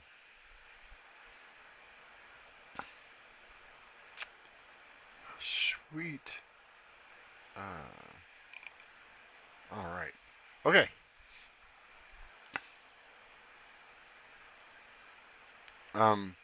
Yeah, he says, you're welcome to go ahead and, yeah, not a chance. um, so, yeah, why don't you go ahead and take care of your business, and then let me know when you get back, and then we can get you guys a. By the way, Yes. I'm checking everything to make sure I've got everything on me, especially the bag of hogging before I leave. Oh. I don't trust him as far as I can throw him. I know him too well. Nope, you have everything. Excellent. Yes. Oh. Okay. Yes, we got it. Okay. What are you guys doing now? We're going to go back to the ship Back to speak to Jorah. Yep. Was he in the and ship? then we're going to go find the droid. We said we'd meet him at the ship. Yeah, you guys go back to the ship. He's not there yet. Okay. Well, it's all right. We'll hang around for a bit and wait until he turns up, and then we're going to go and find the droid to help us get back to where we need to go. Can Leon call that conversation a short rest? No. Okay. Because it was not long enough. All right. Would we have time to have a short rest on the ship? Yeah. Jorah doesn't come back for about 4 hours. That's okay. When he gets back, he tells you that he had his conversation with Agatha. He told her everything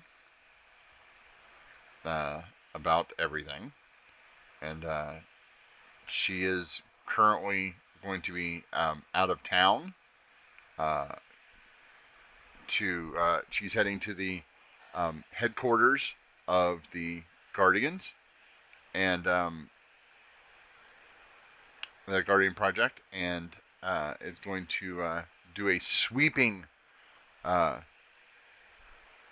search for spies and ne'er-do-wells, and try to get her sister brought back from the dead.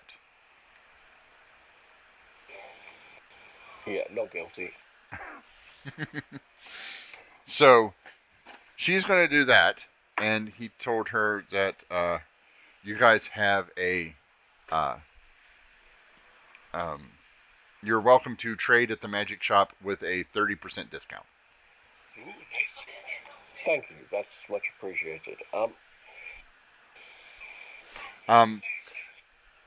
Jorah's there for about 10 minutes. Just as Jorah finishes explaining everything to you guys, a runner comes up and stands at the bottom and goes, permission to come aboard? Granted. Yep, permission granted. The little runner comes up. It's the half-elf. He's like, Master Thadar says that you have a dinner appointment with the illustrious councilman, Mr. Fibbles, the gnome guy, promptly at 7. This evening? Yes. Okay, thank you. Thank you, Ben. Thank you for the time you put. It's a, he just kind of stands there. Thanks. I'll give him a silver coin. Thank you. Oh, you're indeed. Are you well? Yeah, silver. Healthy. He takes the silver and starts to walk off. He's like, silver, yay. Cheap ass. Go get Rudy if it works out. I'll get a few more. Shit, I've got a lot more money than I thought. Yes, you guys haven't spent any of it. No, that's true. I didn't realise I had that much money. Okay. Interesting. Alright, so Leon is able to get a short rest on the ship. Yes. Yes. Given the amount of money that I've got, what time is it? No, you have about 10 minutes before dinner. 10 minutes? Yes. We better get on our way then. We should probably do that. I shall spend at least the next 30 seconds or so casting prestidigitation on myself. Clean everything off, make myself look gorgeous. Right, and then what are you going to do about Leon?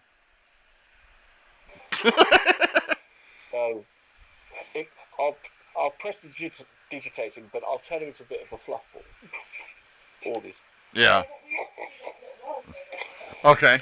All right, we're going to take a quick break here. Everybody grab yourself some water or whatnot. Don't forget to hydrate. And we will be back in about 5 minutes. All right.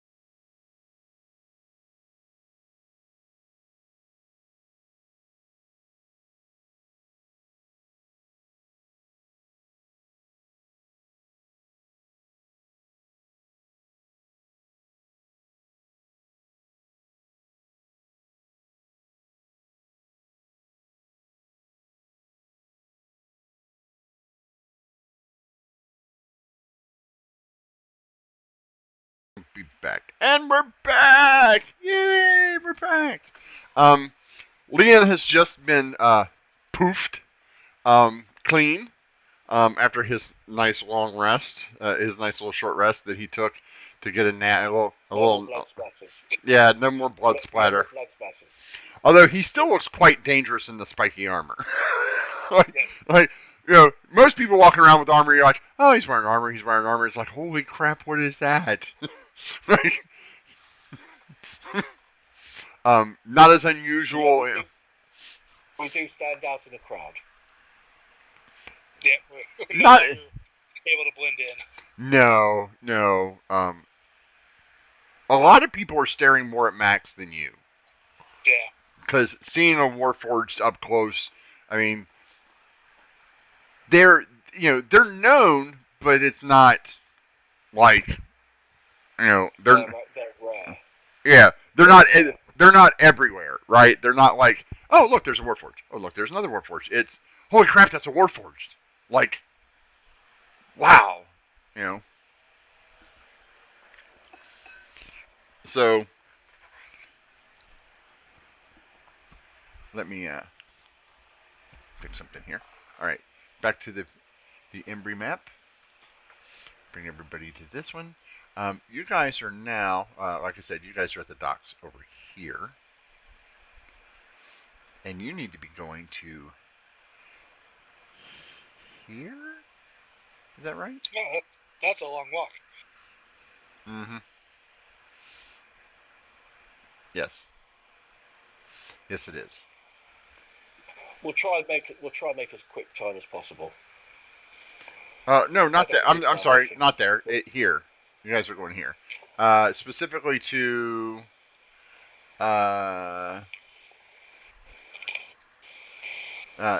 this house right here. Okay. The big square right there. By the you're headed there.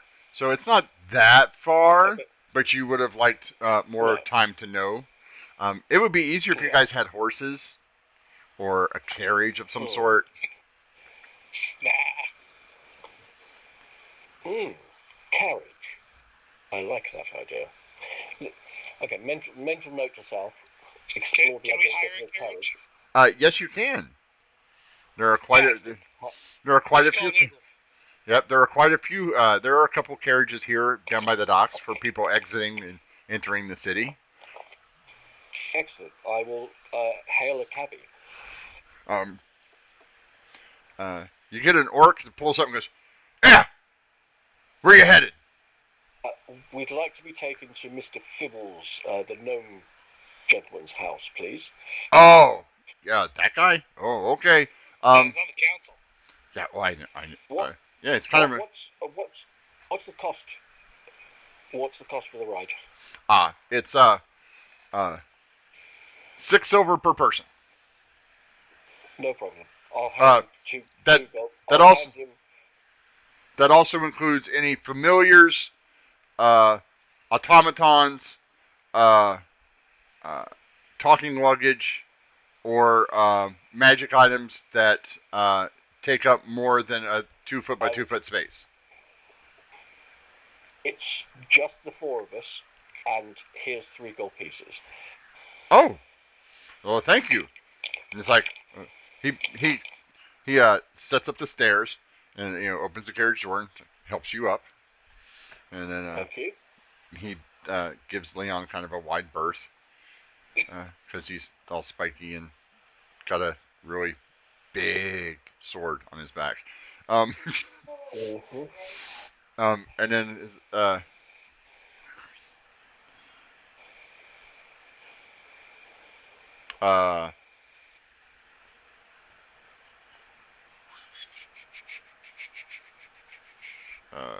I think you're short, actually. Yeah, I'll give him an extra gold. Yeah. No, we're not. You said 6 silver pieces yes. per person. Yeah. For 4 people. 6 fours are 24, which is 2 gold, 4 silver pieces. Oh, okay.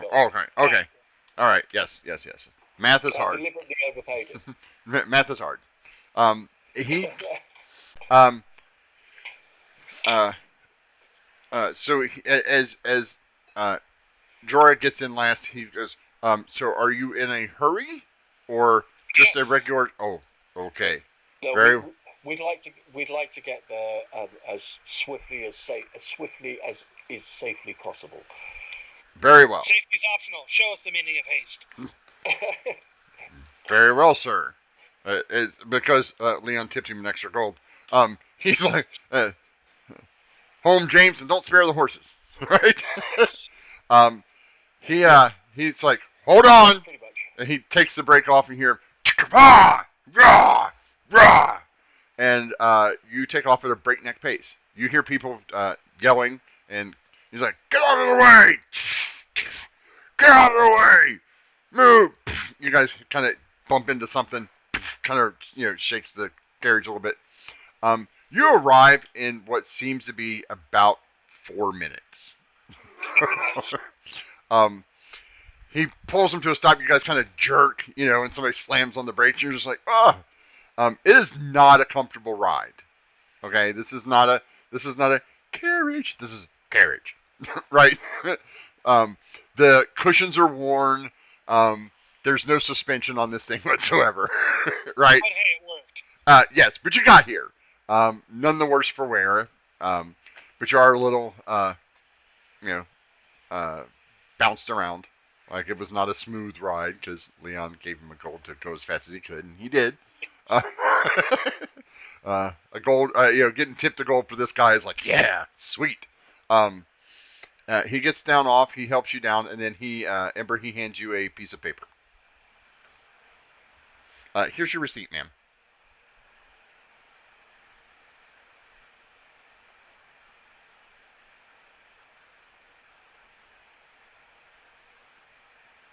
Thank you very much. What's your name, by the way? My name? Yeah. It. Nobody's ever asked me my name before. It's Horval. Okay, Horval, thank you very much. Should we require a carriage in the future? I'm sure that we'll be looking for you to hire. Do you want me to wait? No, we don't know. Well, yes, if you don't mind. Well, we don't know how. Well, that's true. That's true. Well, if you're back here in about a while, we'll be around. If not, don't worry. We'll see you down by the docks. Okay, thank you. No problem. He climbs back up and, cracks his whip and off he goes. You were in front of a very posh, mansiony townhome, right? Like this is excellent. Yeah. Sure. I am going to be spending the next minute or two readjusting, applying a little bit of makeup. Yeah. This looks like a nice townhome on the Upper East Side, right? Excellent. And once I deem myself ready, we'll go up to the door. So you enter the gate, and as you enter the gate, at the door there's a doorman. It says, "May I help you?" Good evening, sir. Yes, good evening, sir. We have an invitation for dinner with the master of the house. If you could let him know that Ember is here. Oh, very well.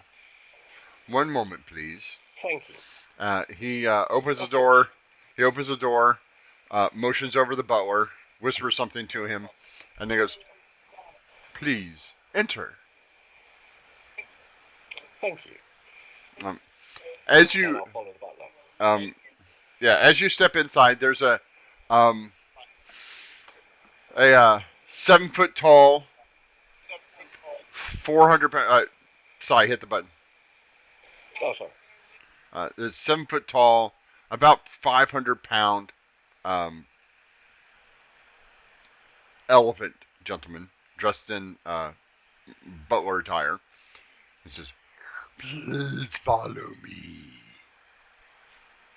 Lead the way. And he lumbers into what is an exquisite. Ember, you're jealous. Like this house is exquisite, right? finery everywhere, only the best of anything. Um, Leon, you notice that there are several animals mounted, either their heads or fully, full stuffed. Um, One appears to be a cave bear. Looks like there's a dire wolf head. Um, One looks like some sort of centipede face thing on the wall. Give me a nature check if you'd like to. If you'd like to know what it is. Oh, it's an onkeg. Oh, nice. Mounted, onkeg head mounted. Um, there are several suits of armor, um, weapons mounted on shields and stuff all over the place. This is, if you had a lot of money and wanted to collect a bunch of really cool things. Do you remember the original Batman movie? God, no. Where he's talking, where he's at the party and the guy goes, "Man, I wonder how much he spent on that." And Bruce walks up behind him and goes, "Quite a lot, actually." I paid quite a lot for that, actually. It's that kind of. I was going to say, which original Batman movie? 1952, 1967, or the 1989? the original Batman. Keaton. But the Keaton Batman. The Keaton Batman. Yeah, like that. Like the glass cases with the suits of armor, the exotic suits of armor and stuff. Leon, you're just like, I want one of those, and I want one of those. I bet you he used that to kill that. Like, yeah, this is a sportsman. Yeah, but there's also, you also notice, Ember, that there's paintings, some that are not supposed to be in. They should be somewhere else, right? Yeah. Like with your memories back, you're like, oh no, that's supposed to be somewhere else. Like that's supposed to be hanging in X castle or some keep or belongs to this family or something. That disappeared a decade ago. Yeah, that kind of thing. It's like, oh, okay. And now and you're pretty sure that your brother had a hand in most, a good portion of this stuff of being in this house, right? The butler says, absolutely no surprises there. Yeah. The butler says, "Master will be with you in a moment. Okay. Please have a seat. Enjoy some tea or lemonade or wine." And he claps his hands, and a server comes out. The server is a short, stocky gentleman. Looks kind of like a dwarf, maybe. Very grayish, and he's probably as wide as he is tall. And he comes out and goes, "Would you like something to drink?" Yes. What do you have in the way of microbrewed ales? We have wine, lemonade, or tea. Tea is fine. Very well. And he starts pouring in. Yes? Once you've served my companion here, lemonade would be delightful. Thank you. Yes. And he goes through the one lump or two and the whole thing. You guys are left here on your own devices for about 5 to 10 minutes. You can hear noises in the background, and then a gentleman appears. It's a gnome, plainly a gnome, but his appearance is odd. Whereas most gnomes, like tinkering with things and stuff like that, he is dressed as a more of like the sportsman safari kind of outfit, and he looks kind of like he has a huge beard and a huge mustache that curls probably about 6 or 7 times on both ends. His hair is pulled back in a ponytail, and he has this a smart little cap on. He goes, welcome, my friends, welcome. Wow. I am. I am your host, Mr. Pipplethip Thornbuster. I would love for you to join me in the dining room. We have some specially prepared remores tonight, sent straight from the Arctic. It's going to be delicious. Join me. Join me. Thank you. We'd be delighted. Sure enough, Liam will follow. He takes you into this dining room. The dining room is huge, right? Like, there's places set about every 10 feet apart. The table's about 30 feet long from end to end, about 6 foot wide, and there's just food everywhere. And he's like, "Oh, bring in the food! Bring in the food!" The food's already there. Oh, no. This is just for snacking and while we wait for the main course. Bring in the food. And three servers come in.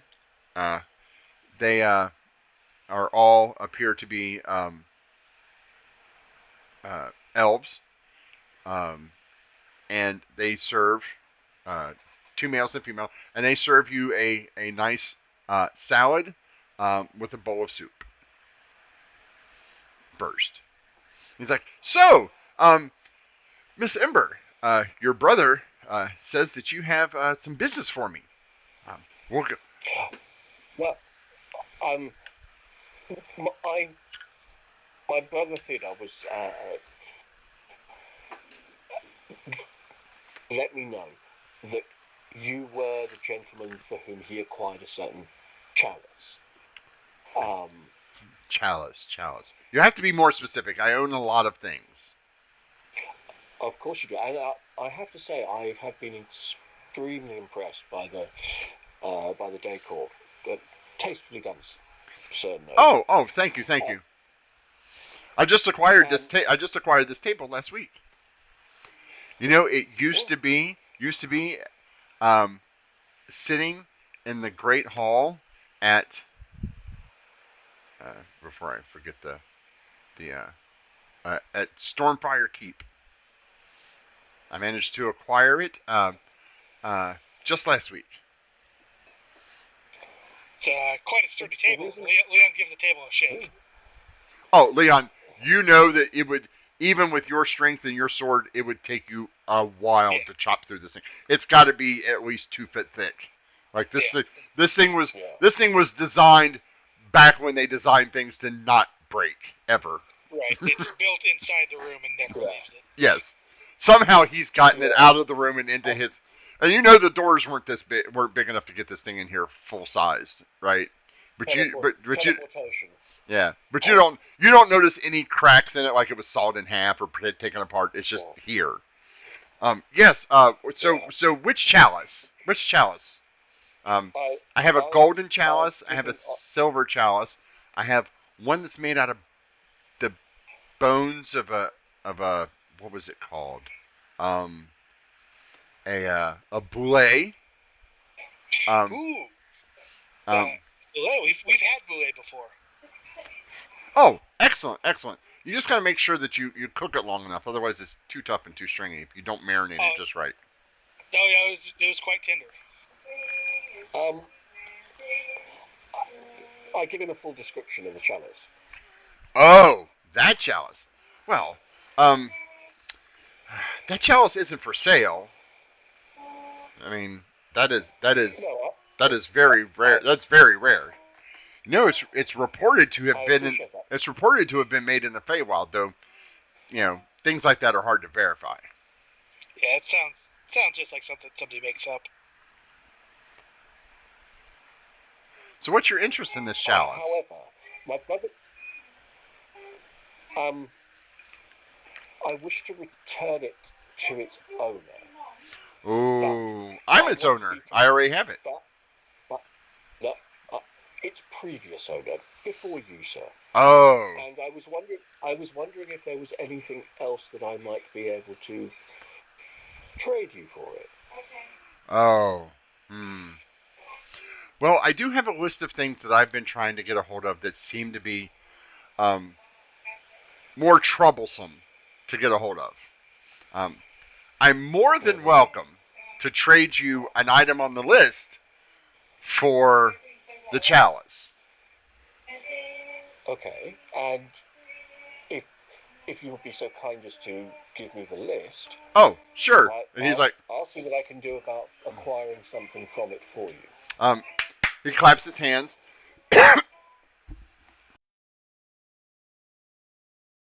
Excuse me. The butler comes in and goes, yes, sir. Um, Charles, the list, please. Yes, sir. And he leaves and he comes back. And as while he's gone, they bring out the first course, which is 100-year-old eggs. If you've never had those are really weird. But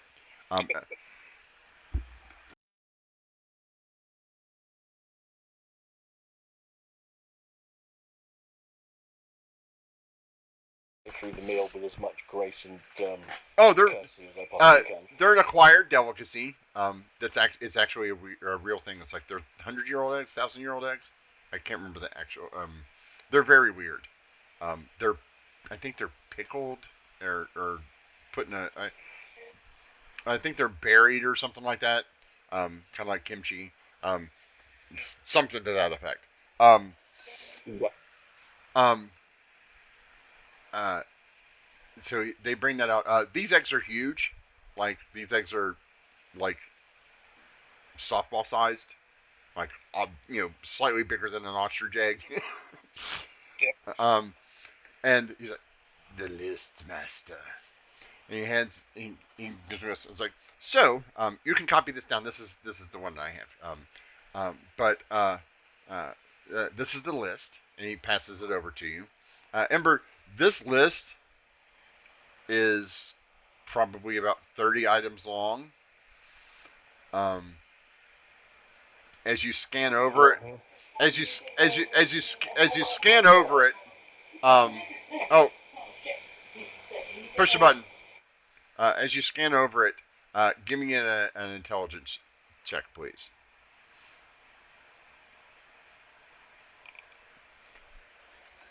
Uh, uh, you only recognize about a third of these things, right? As you're looking, you're like, I have no idea what that is. I have no idea what that is. I have no idea what that is. Like some of these things just don't make any sense to you at all. Um, some of the other ones, you're like, I'll never be able to get a hold. Like he wants the horn off he wants the left horn of a Beatsu, right? He wants the Good luck with that. yeah. He wants a fully intact uh, gelatinous cube.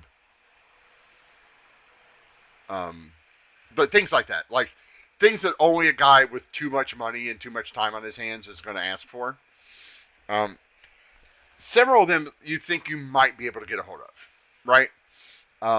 One of them is he wants a claw.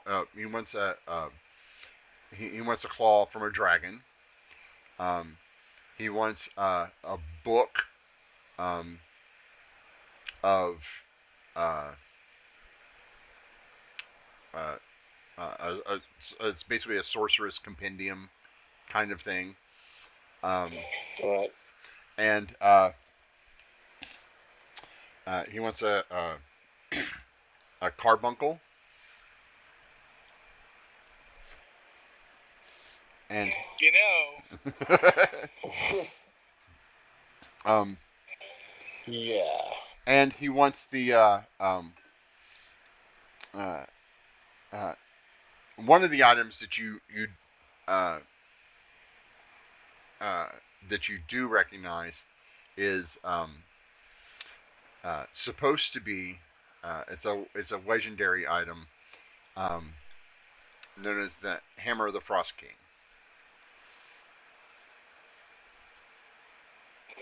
Okay.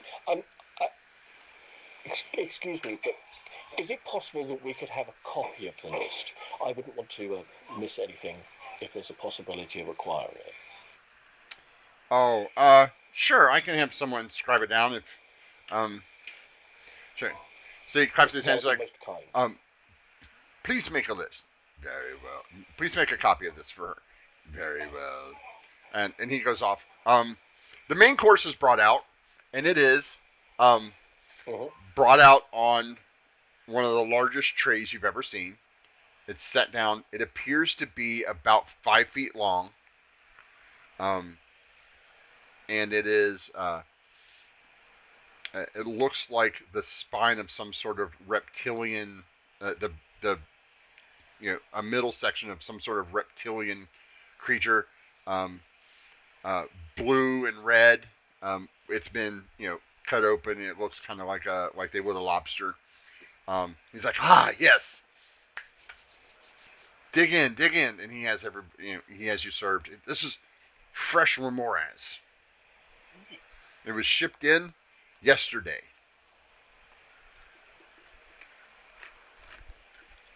Leon digs in. I've never had it. I don't know what it tastes like. It's got some nice butter and herbs and stuff on it. He's like, and, he's eating. He's like, oh, this is delicious. I'll have to get more of this. Where did we get this?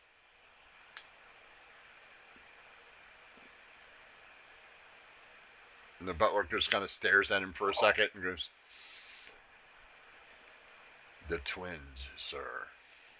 Oh, the twins. Oh, they're always bringing me good stuff. Uh, um, tell them that we want a bigger one this time. Next time. Very well, sir. And they were never heard from again. No, no. So, you want to trade one of these items for the chalice? Sure. If you acquire one of these, I'll give you the chalice. Yeah, it should be easy. Sure. Thank you. I appreciate it. And the other thing is, I really appreciate you taking the time to to chat with us and give us the opportunity. Oh, well, you're Thadar's sister. Thadar is, well, a lot of this wouldn't be possible without Thadar, as you know. Yeah, he's a really good guy. He is, isn't he? Very helpful. Um, do give him my best wishes. Um, Dinner goes as there's 2 more courses and then the dessert. Everything is so lavish, things you've never heard of, and you just keep, Leon, this is the best meal you've ever had. Like, yes.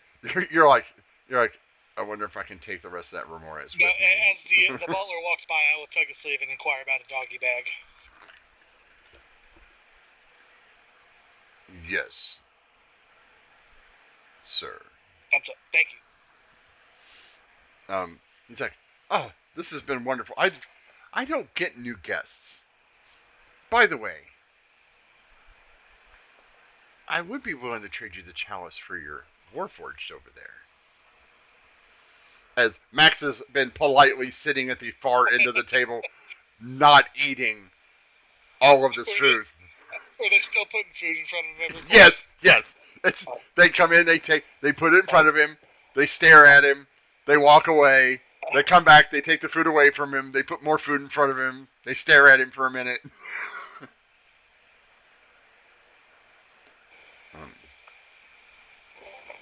Sadly, my Warforged friend is a sentient, and he's I am terribly, terribly sorry. I'm terribly sorry. Here, let me make it up to you. I have something that wait right here. And he hops down and he scurries off, and he comes back and he has this little small wooden case, and he sets it down in front of Max. He goes, with my humblest apologies, sir.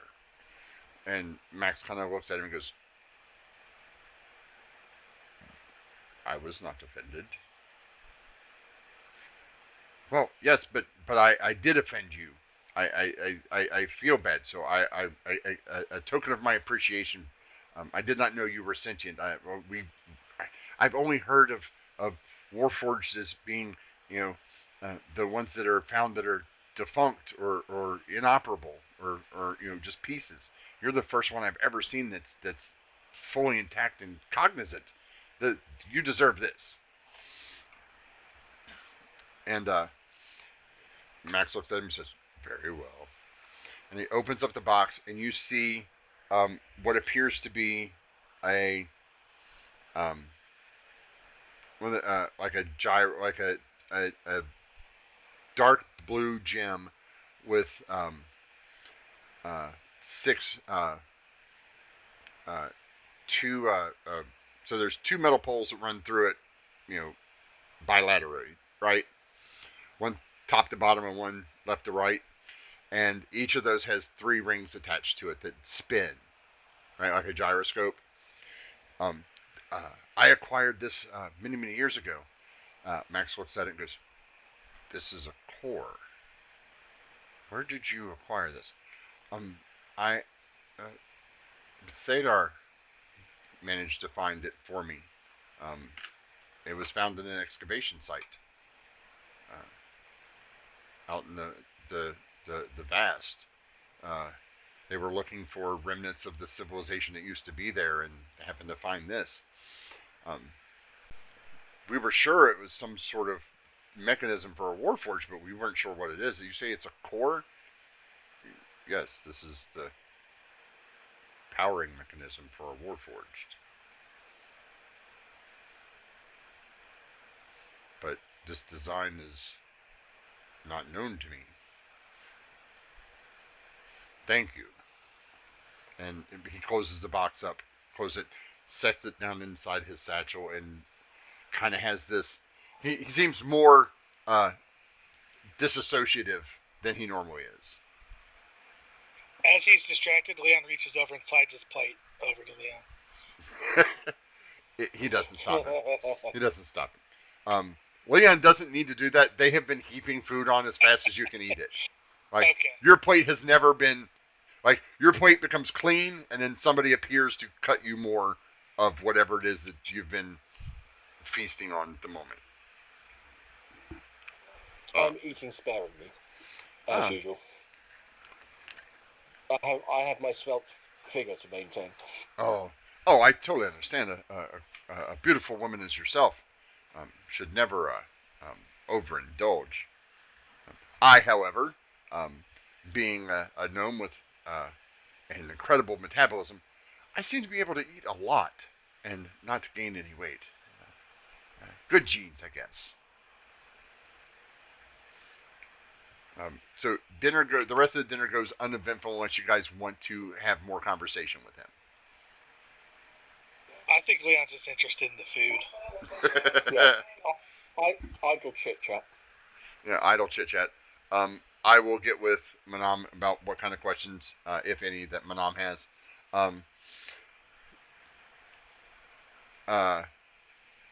So you guys, dinner ends.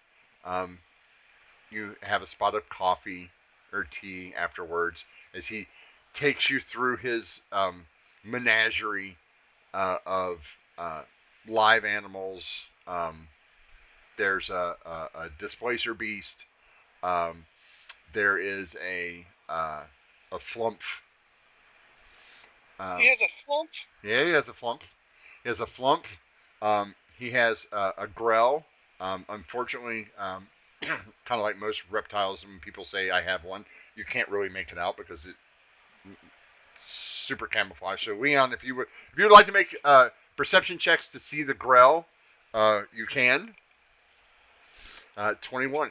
You managed to make it out, Leon. It's against the wall, and you're like, I almost missed that. Even with your 21, you're like, I almost missed that. That is so cool. A couple other things, like he takes you to a pond that has, he's got a little pond that has all sorts of variety of fish. He takes you through his arms and armor thing. He has a weird contraption. It looks like a giant metal tube on wheels. That's open at one end and closed at the other. It has a little hatch. He goes, "This is a cannon." Oh yeah. Leon knows all about cannons, right? There's no gunpowder. Oh, no gunpowder. Gotcha. No. Well, okay. Quote, no gunpowder. Right. Not in circulation. Not yes. common use. Yes. It's not Nona. It's one of those things that's, um, you know, uh, this is like, he's like, this is a cannon. This, with a special magical compound, will fire large metal balls from one ship to another ship, or if you put it on like the battlements, you could shoot it at oncoming armies. What? Why would you want to? Why not just put the ball on the other ship originally? Why do you have to throw it over? Oh no, this is a weapon. You shoot it at the ship. What? It puts a big hole in the side of the ship. That's not good. You don't want holes in the ship. Well, you don't want holes in your ship. You do. No, don't. You do want holes in the ship of the person trying to pirate you and take your ship. Yeah, that would be very useful. It much better than a ballista. You think? Oh yeah. I'm not sure this works because I don't have the magical compound that goes with it. But it's supposed to work.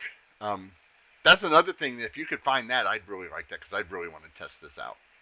All right, Leon is writing this on the palm of his hand. Magic powder cannon. Magic cannon powder. Got it. Okay, got it. Yeah, and so he shows you the rest of it, and you guys have been there about 3 hours, 4 hours or so. I mean, dinner was like 2 hours. Like, they just kept bringing food. Yeah. You're like, I didn't order this. I didn't order this either. They just keep bringing it. Tell them to stop. Leon is very full. Yeah, Leon is like, this is the best I've eaten since I woke up on the beach. Yeah, I need a nap. Let's go. Yeah. So he says his good nights. He calls a carriage for you. It's a much nicer carriage. It's a much nicer carriage than you arrived in. But not as much fun. Sorry, I had to sneeze there. Yeah, not quite as much fun, but yes, it is definitely much nicer. It's all paid for, and he takes you back to the. Oh, all sorts of things going on. Sneezes, coughs, yawns. They take you back to the ship, where you all lazily and full of tryptophan fall into your respective bunks for a good night's sleep. And that's where we're going to end it today, because there are things. Yes. Random daughter hand.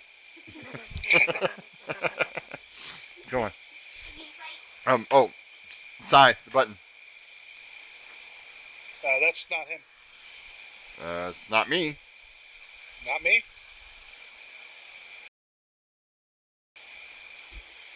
Discord shows it coming through you. I was going to say, definitely not me this time. Well, now it stopped. It was Sai. Maybe? I don't know. It's gone. Weird. That was weird. So that's where we're going to end it today, because we do want Manam to go. We're going to Manam's going to have to go over what he did with Agatha, and what he would like to do here, and then I'm sure you guys have a huge discussion on where and when you guys are going somewhere. Sai, I will give you the list sometime this week. Thank you, mate. So you can go over the multiple items.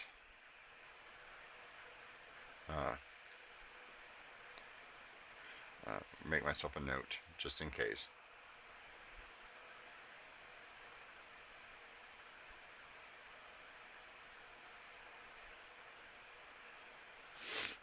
Give you the list there, and then you guys can have that big discussion about where you're going and what you're going to do next to get the chalice or to do other things. All right then. There's only a couple of you, so we'll start with Robert. Robert, your favorite Leon moment today. I could probably put good money on it, but I'll let you say it. I'll let you say it yourself. Yeah, specifically during the cultist fight would be after the the first round did not go well for Leon. He got knocked unconscious. But it's so much fun once he's healed.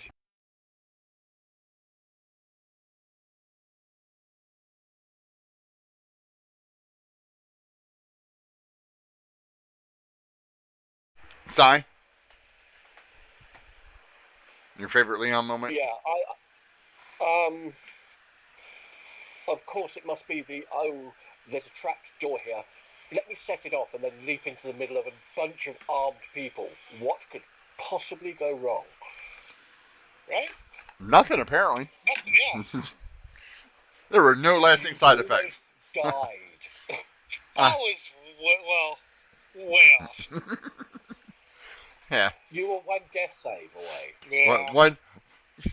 No lasting consequence. No lasting consequences whatsoever. um. Yeah. Mine is Leon's ever the not boring. Leon is never boring. If nothing else, Leon will propel the story, a story. Well, not the story, but a story. Something's going to happen. Given enough unsupervised time, something will happen with Leon. I will say, as a player, I really didn't want to jump into that building. But, that wisdom save, buddy. I gave myself the wisdom save, and the dice told me what to do. Yeah, 50-50. You're like you didn't see everybody. Like you were just looking at a couple of guys. You're like, oh, no, this is fine. And they were really rude. Yeah, well, of course they were rude. They're cultists. Yeah. It's kind of in the job description, right? Rude, evil. Sai, your favorite Echo moment? I mean, I enjoyed the conversation with Tina. That's always fun. I genuinely thought he was going to try and steal the bag of holding off me at one point. But he probably knows better than to do that. He'd try, but he knows he'd get his wrist slapped. Yeah, that was probably my favourite bit. I really enjoyed chatting with Pidar and that kind of whole interaction. He's always fun. Robert? Yeah, that whole conversation, the whole brother-sister dynamic you guys have is just great. You guys do that so well. Mine was, let's go down a dark alley and then ambush the people who are following us. Like, had Jorah been here, that would have been a much longer conversation. Right? I'm just saying that given the fact that Jorah wasn't here, you managed to get away with that because I am sure that Manam would have had something to say about ducking into a dark alley, the bad part of town, to ambush people who are following us, right? that probably would have gone a lot differently. But let's go down a dark alley and then ambush them. And the guy goes, "Hey, how's it going?" And she's like, "Fuck you guys." like, doesn't even want to talk to him. Like, how dare you? How dare you speak to me, you peasant? I'd just like to point out that if we did what Leon wanted to do and just talk to him, would have worked out great for everybody. Yeah, you'd have had some pirates. Yeah, we wouldn't have had a crew. We wouldn't have met the cultists. But no, can't do what Leon wants to do. Nope. Yeah, Leon would have gone back there and had a nice chit chat, and you'd have 4 guys working for you on the ship right now, getting the ship ready. Because right now there's nobody to do that. We're probably wanted for murder. Why would you be wanted for murder? Max punched that man to death. They're not dead. He knocked him unconscious. Max did not kill anybody because Echo didn't tell him to kill him. That's good. But he was tempted. He was tempted. He didn't finish them off. If I don't finish them off, so they ran off. So now you have 4 upset pirates roaming the city. They can spread the legend about us. Yeah, I'm sure they will. put it this way: if I was any one of those four pirates, the last thing I'd want to do is come across us again. Yeah. It's like, just stay the hell out of their way. They didn't even get to see Leon. Like they were like, where'd he go? Oh, he went around this alley.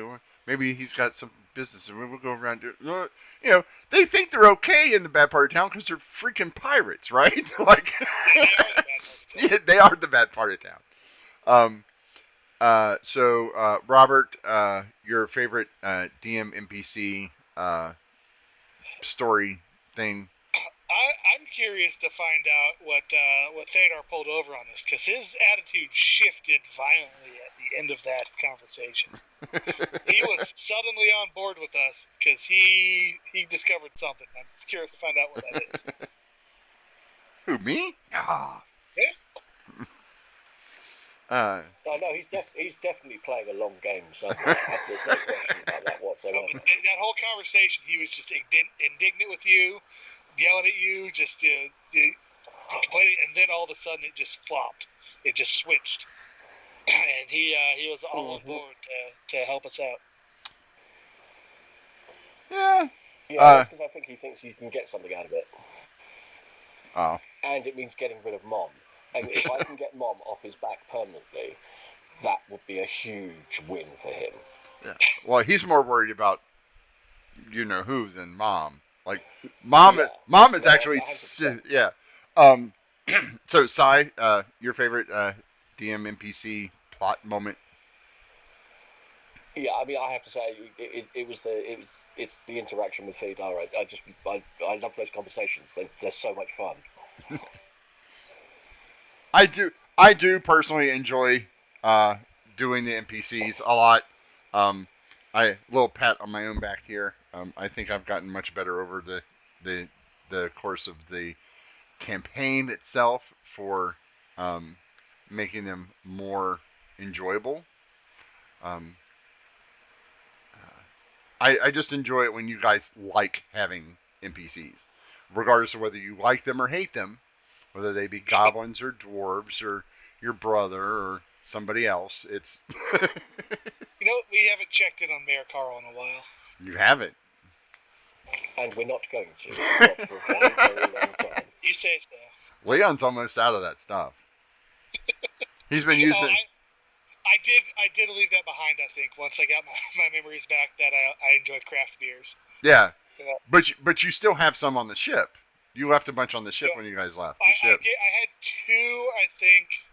I gave one of them to the Pixies, and I think the other I abandoned. No, you had four. You took four. Oh, did I? Yeah, you took four, I think, and you left because you put some on the ship so you could have it. All right. Getting on and off the ship. So I think you still have. I would assume that Leon still has one tucked away somewhere. Until he can get back to Mayor Carl and get some more, because it does taste good, regardless of your craft beer. Okay. Penchants. I assumed it was just like drinking motor oil. No. I mean, it was fine. Okay. It's. I mean, it's. Goblin. It's goblin. It's goblin moonshine, but as a sailor, you take what you can get on board, right? What is the hitchhiker's got? It's like getting hit in the head with a brick wrapped in a lemon. Yeah, we'll have to know. Yeah. Pan-galactic goggle bastard, the effects of which are rather like being hit in the back of a head with a large gold brick wrapped in a twist of lime. Yeah. Yes. Yes, definitely. That's definitely what they got going on there. Yeah, so we'll make it back there eventually. Yeah, you shouldn't drink more than two of those unless you're a giant mega elephant with bronchial pneumonia. Yes, definitely. I had to tell my speaking of the Hitchhiker's Guide, I had to. I have a friend who has never seen the good version of it, the British television version. Yeah, the original television series. Yeah, that is by far. Please don't watch the movie. Please don't watch it. That is not the Hitchhiker's Guide. That is not Marvin. That is not. That it's a disgrace. That I can say that as it's not the same. No, it's not even remotely close. Is the problem?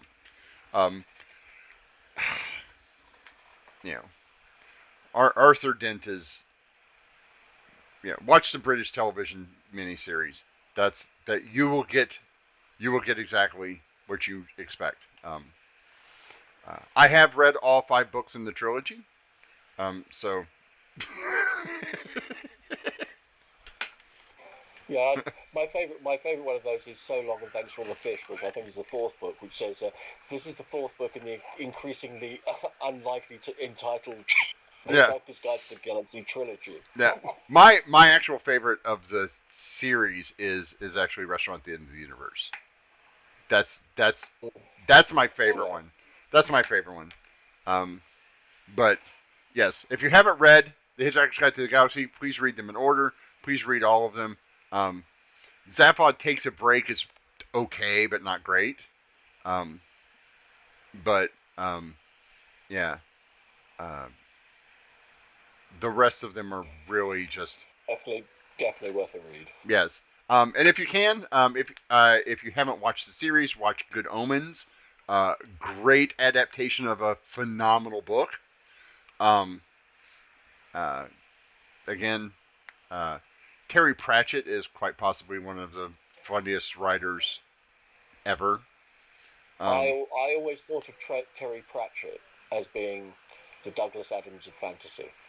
yeah, That's pretty good. yeah, that is a very good analogy.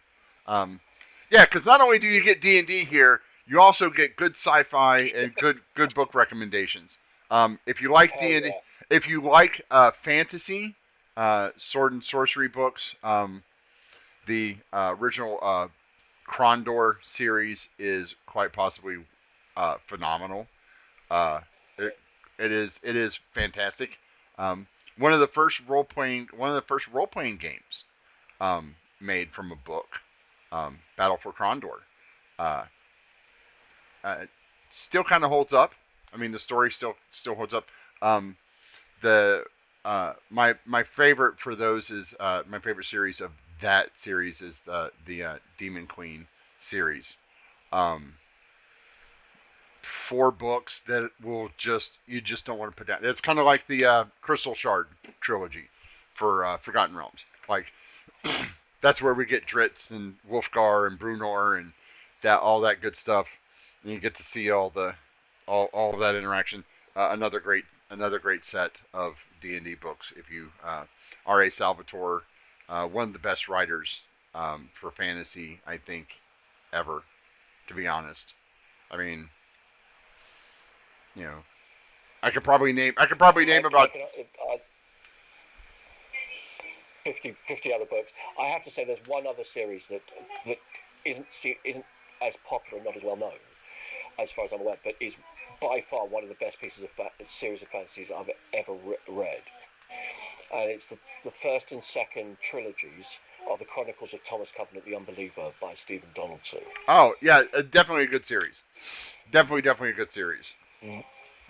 Um, If you want to read truly epic high fantasy, that's the book. Although you will end up absolutely loathing Covenant for about 5.5 books. yeah, But but that's what he you're does supposed to. redeem himself in the end.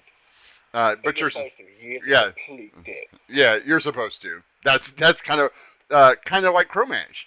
Like you're supposed to think he's a huge walking tool. Um, Yeah. uh, And I did. yeah. And I did until I Yes. murked him. um, Couple shout outs here, real quick. I want to thank DM the Mark Knight for allowing me to use his setting of Oridan, um, the homebrew the homebrew worlds that we're using here in all our games. Um, a shout out to our sponsors, Dirty Dips Hydrographics. Uh, uh, you can check out their link. They're the ones that made this wonderful mug that all our patrons, when we hit 20 patrons, everybody will get one of these, along with a T-shirt. And Comic Book World at comicbookworld.com. Check them out. They're the ones that supply all of our dice and all of our books and stuff for our giveaways. They've been here since the beginning. Great group of people, great family. It's a family-owned business. It's been around for 30, I want to say 36 years now. Um, just down the street from me. great group of people, great family. Um, you can check the links out on the link page right here below the right there, right there, um, on the channel where our links are. You can get the links there to our um, to our Patreon, to our Discord, uh, to all of our friends, uh, Nat 30s, Nat Awesome, Maddie Morgs, um, DM the Mark Knight, um, all of our sponsors, and all of our links. Please check it out. Also, please donate if you can to Extra Life. Uh, they're a great group of people. Their money goes to help the Children's Miracle Network, which helps fund children's hospitals across the U.S. Um, your donations to if you donate through our stream, your donation will go to help Cincinnati Children's Hospital here in Cincinnati, here in the Cincinnati area. Um, those people have helped me personally with my two oldest children, or yeah, my two oldest children when we had issues with them, and they help one of my friends' children on a monthly basis. So please donate to them. And if we get enough donations, if we get up to $1,000 in donations, you can see me dab on camera dressed as a cleric to ABBA. Um, so also when we hit 500, we're going to probably do we're going to give a dice giveaway, an extra special dice giveaway. And at 750, I'm going to run a one shot of a party of entirely kobolds. So you cannot go wrong with that. If you want in, you got to donate. If you want to play a kobold through a one shot where a group of kobolds is going to save the world, now's your chance to get in. That being said, I think we're done with all the announcements. I think we've done everything. We've played some D&D. We've BS'd about some books. We made fun of Chromage and the goblins. Cool. Yeah. We've checked all the boxes. If you're watching on YouTube, please don't forget to like, subscribe, hit the notification bell so you know, so you get notified whenever one of the new videos goes up. A new video block will be going up next Wednesday or Sunday. I'm sorry, Sunday. The next set of videos will be going up on YouTube. I want to thank those of you who have watched on YouTube. Our past 6 or 7 videos have started to get quite a good number of views. I think the either the season finale or the beginning of season 2 is up to like double digits already, which is good. We could use triple digits. Get us up there. Rewatch. You could go back and watch this all the way from the beginning, except for the Phantom episode that is still not up. I still don't have enough. I still don't have enough time to download the whole thing. Like it's huge. It's massive. Yeah, the Phantom episode is the one where I ended the stream and forgot to hit end stream on OBS, so the stream ran for 22 and a half hours. So I just left it on with the stream is ending for 22 hours. Quality content. Hey, if you're tired, if you want to go to bed, watch the stream. It's not up, but you can watch 22 hours of the stream is ending. So I want to thank everybody again. We do this for you, the viewers. So we would love your support. Like, subscribe, subscribe to the channel, follow the channel, tell your friends, get everybody. We have a great community here. And that's it. So signing out here from the Blue Cheese Room on the dark side of the moon. This has been Oblivion Unchained. What episode? I forgot the episode number. This is season 2, episode 4, All in the Family. May all your rolls be crits and may all your draws be lands.